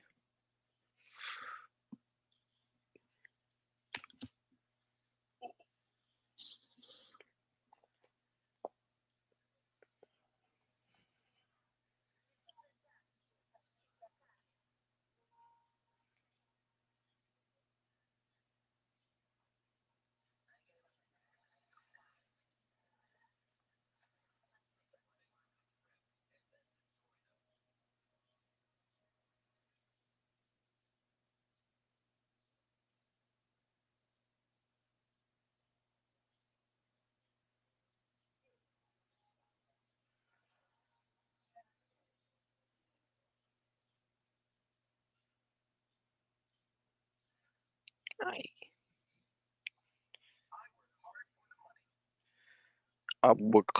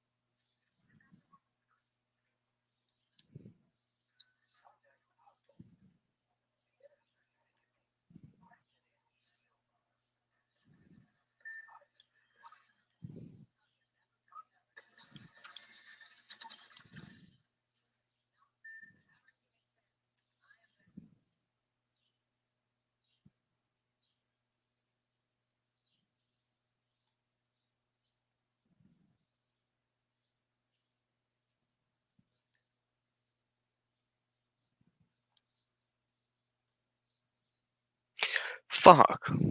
My team left. He died, and then I was gonna revive him because there was a banner like 2 inches away from our cock. And he just left the game. Doesn't help that our teammate lose his body. But also, it's not like there was anything on it that's probably useful.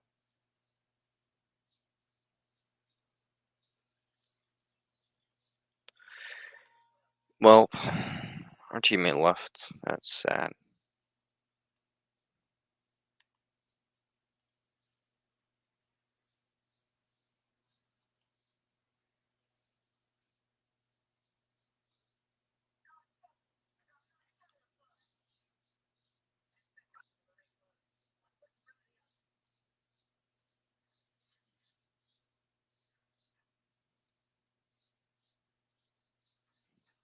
Oh, I know why the teammate left. You took this gold shield. You fucking cunt. You don't take a teammate's gold shield off their death box. I mean, to be fair, they did die with a gold shield, so it's kind of fair to take it off of them. But at the same time, it's still such a dick move.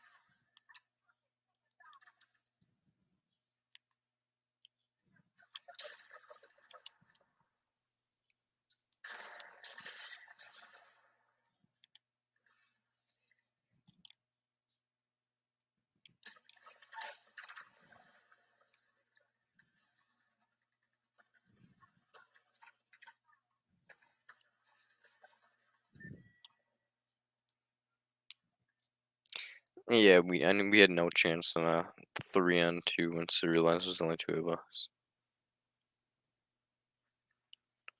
Somehow I did the best.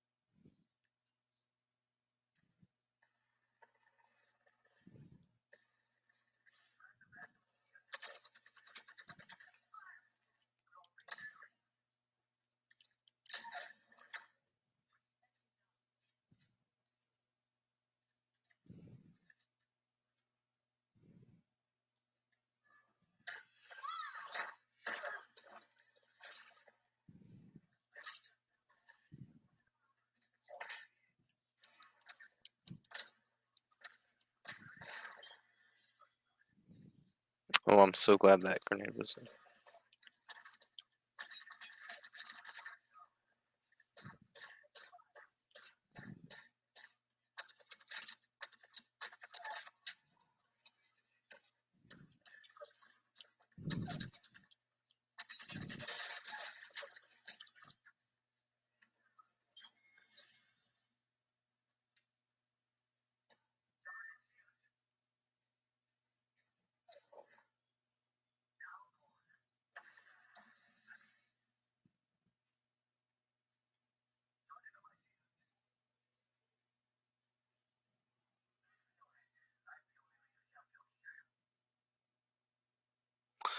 Woo!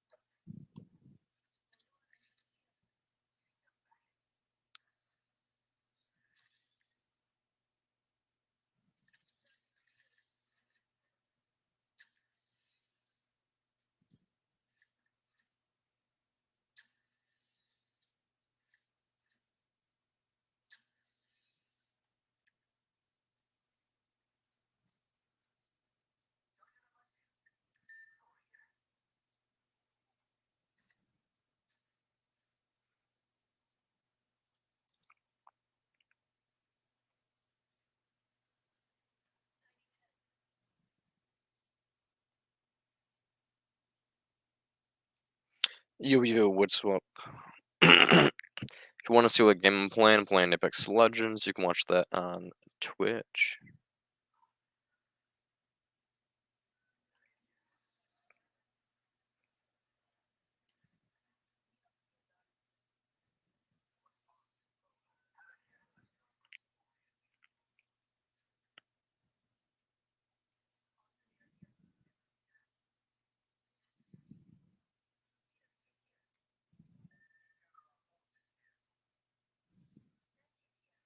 Actually, I'm taking that medkit myself.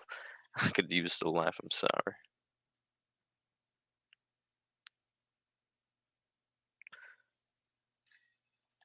Here I have a...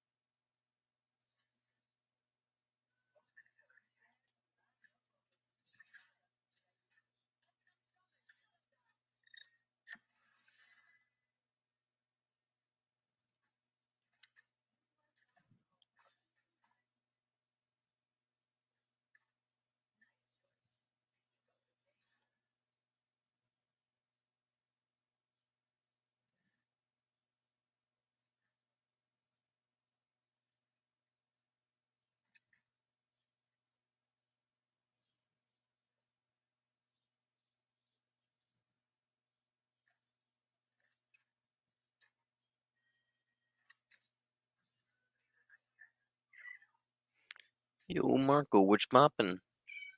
Meow.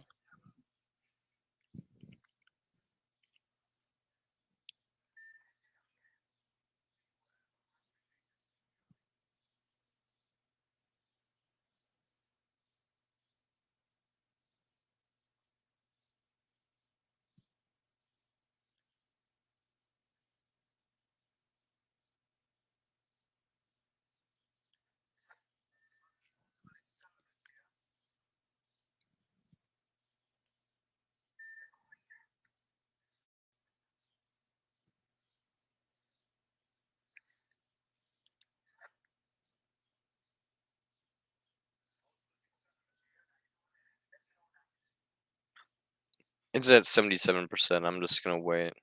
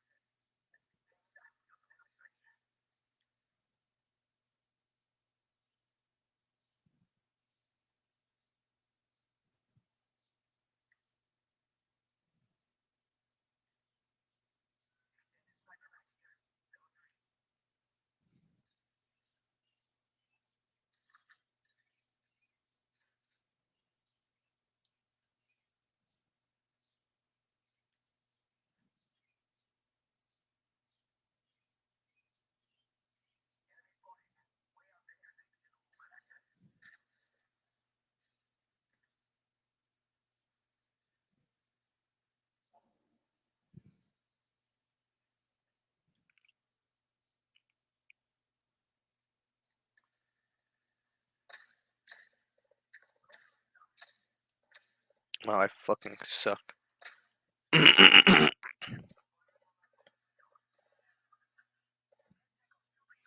mean, I'm using the wingman, so it's understandable I suck at it, but still, it's like I fucking suck. Sure, it's the hardest gun to use, but...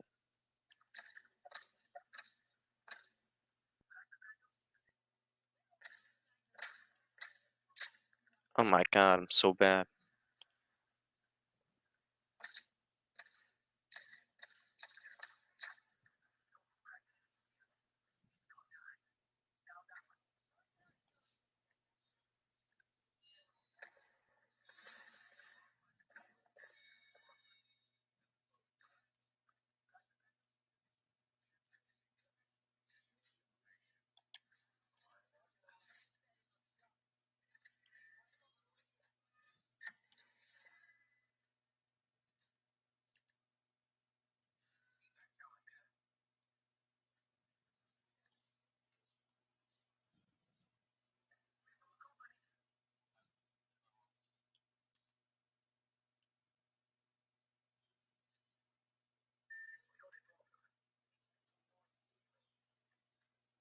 People in front of us.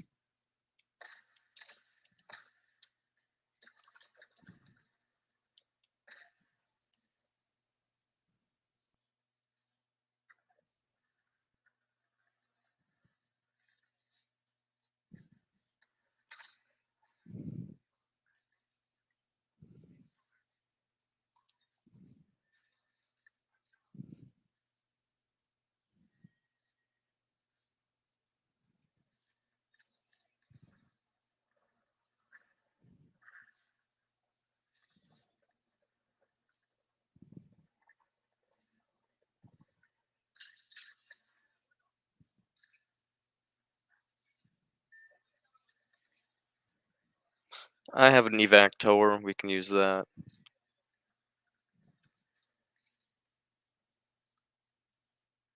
Or we can just run. We can just baloo ball it.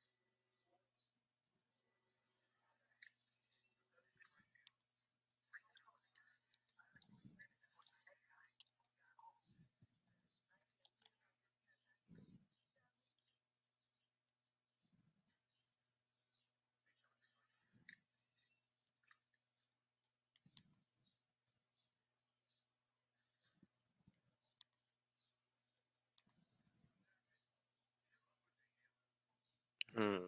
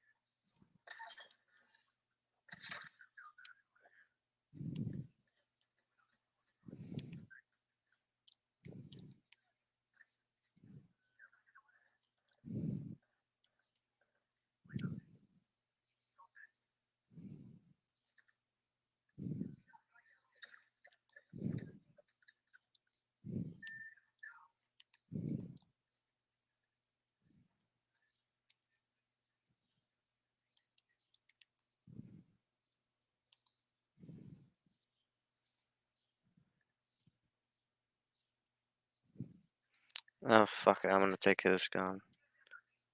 Split 9.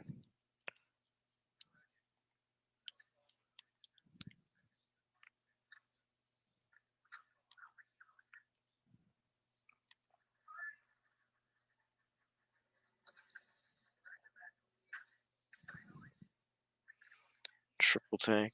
I am not fucking with that very hard.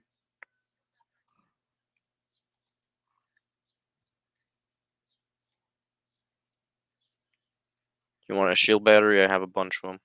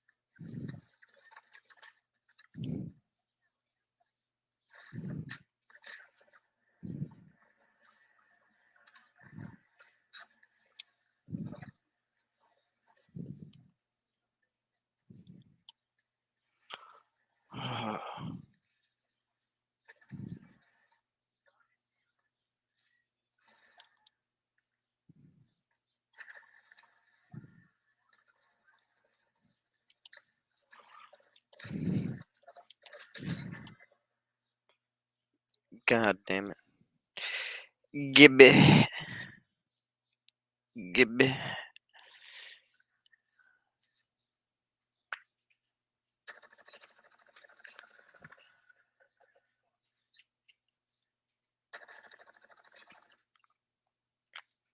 I got arthritis.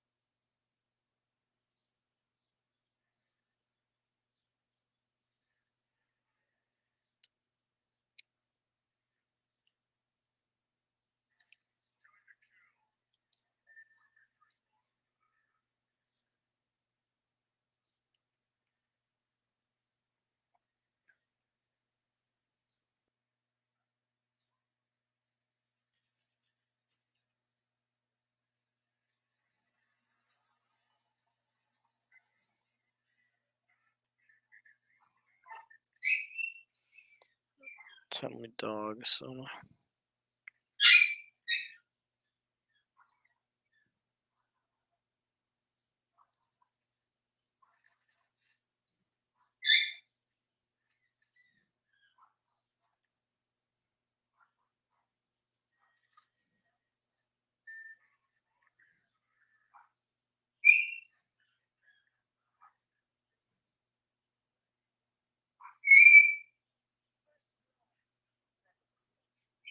Hear that? That's the family dog. Cause my dad's home and just wants this yipping.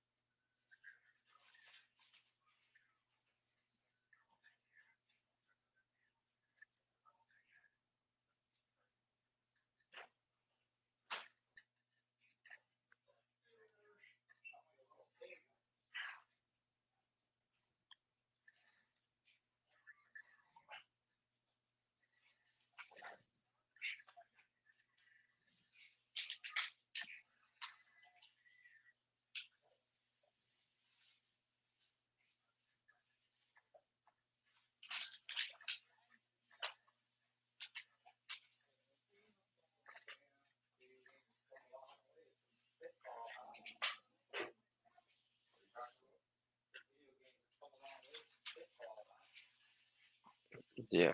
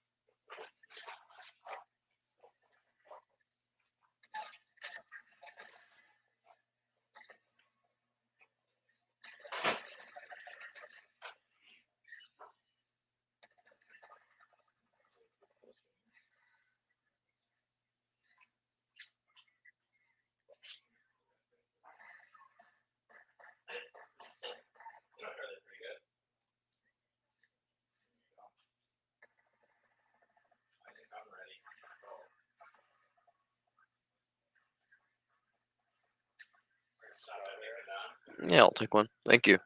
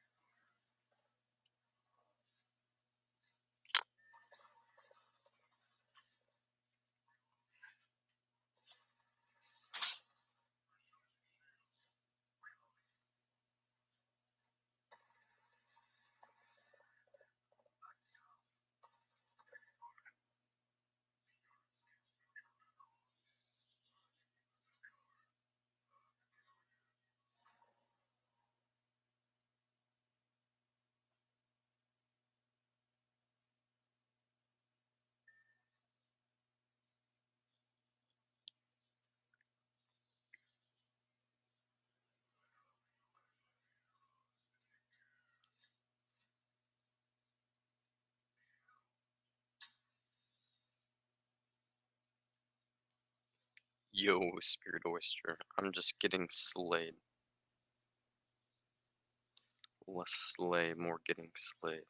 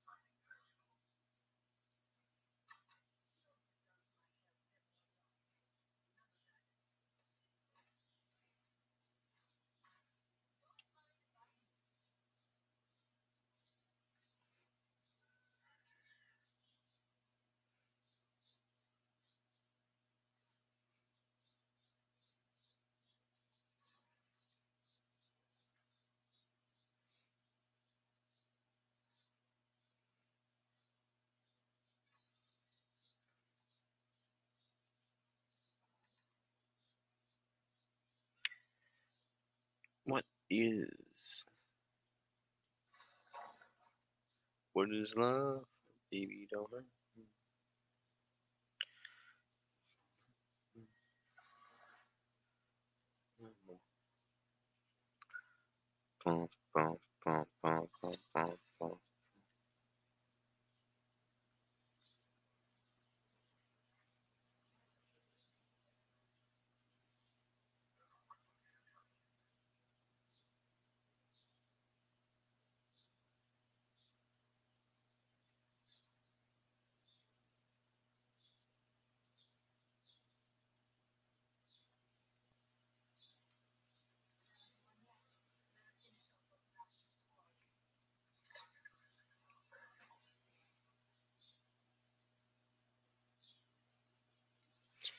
You want to play Apex, Oyster? Is that what you're saying? If that's the case, then sure, I'd be down.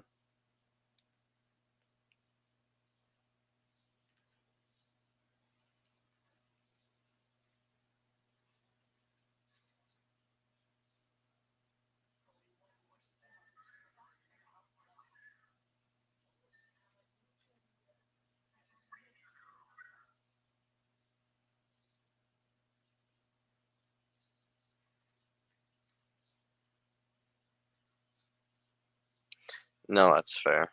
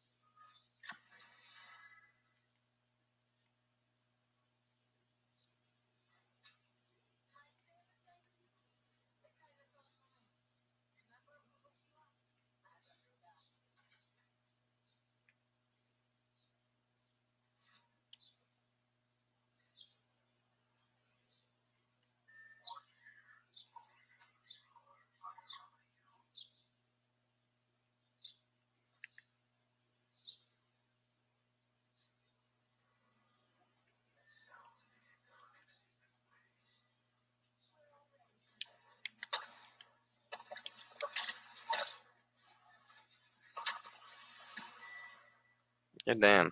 That guy's gonna do a shit ton of damage.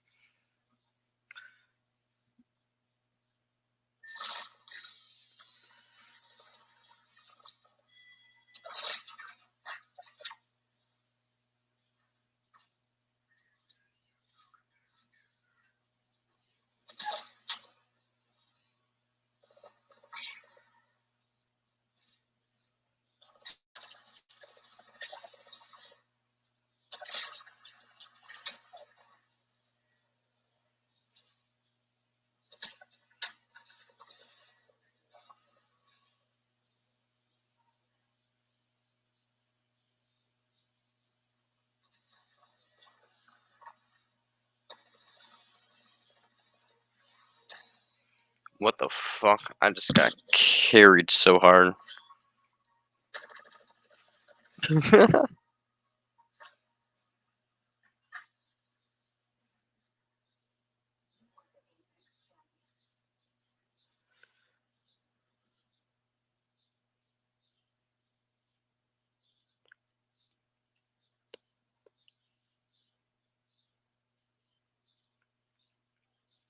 Thanks, Corey the Beast. You truly are the beast, I suppose. We didn't really run into anybody, and then we ran into people, and I just fucking died a bunch. And Corey was just like, I'm a madman. Go crazy. He's also playing Crouchy Boy. I want to play Crouchy Boy now. He will never play Crouchy Boy.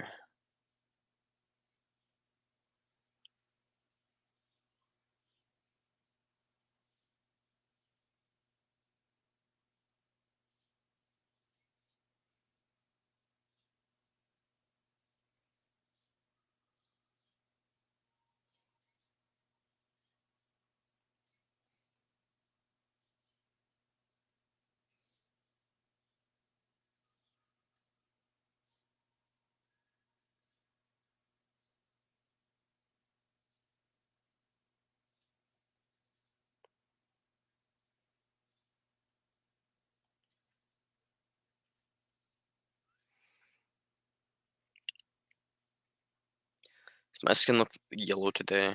Maybe a little bit.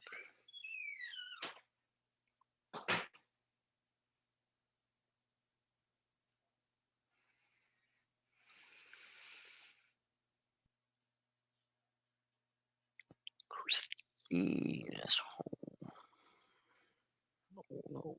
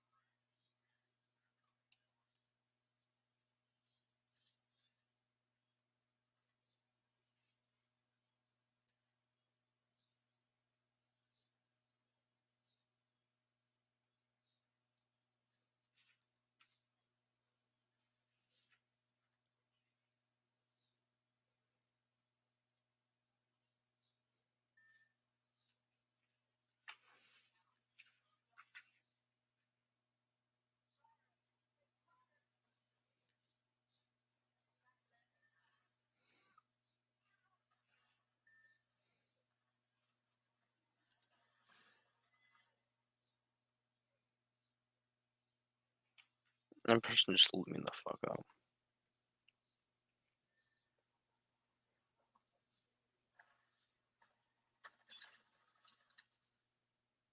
Didn't even have enough time to take my gun out. I didn't even have enough time to take my gun out. I just died. He just died.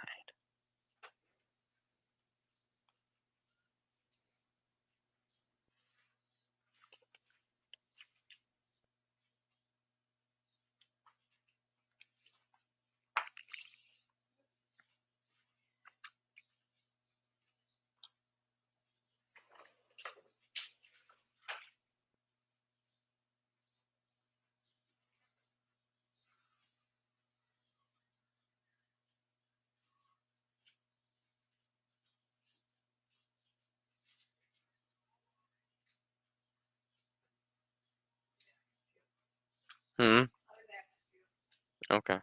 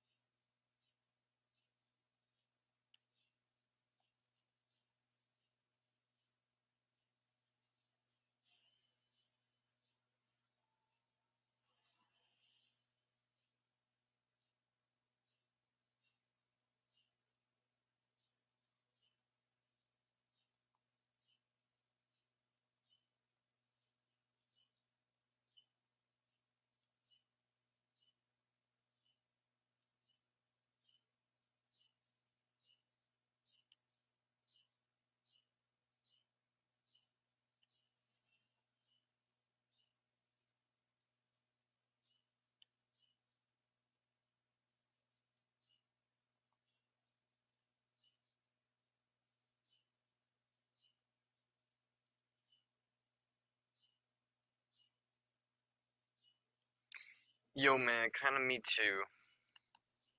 Here, let's play something different.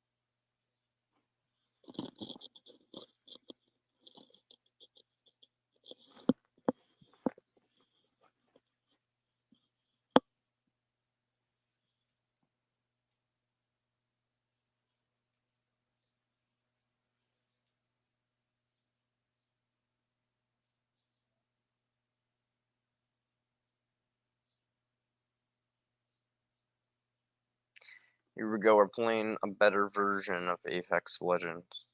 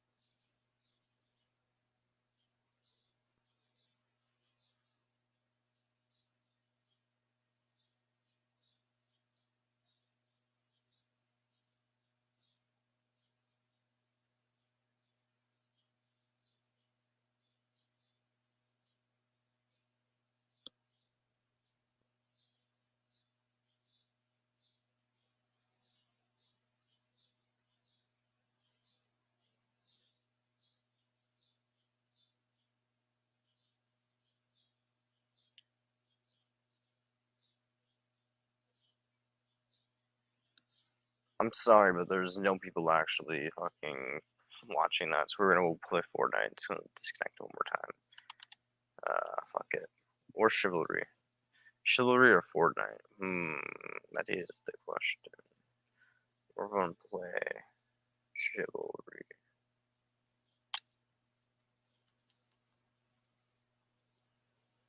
Yeah.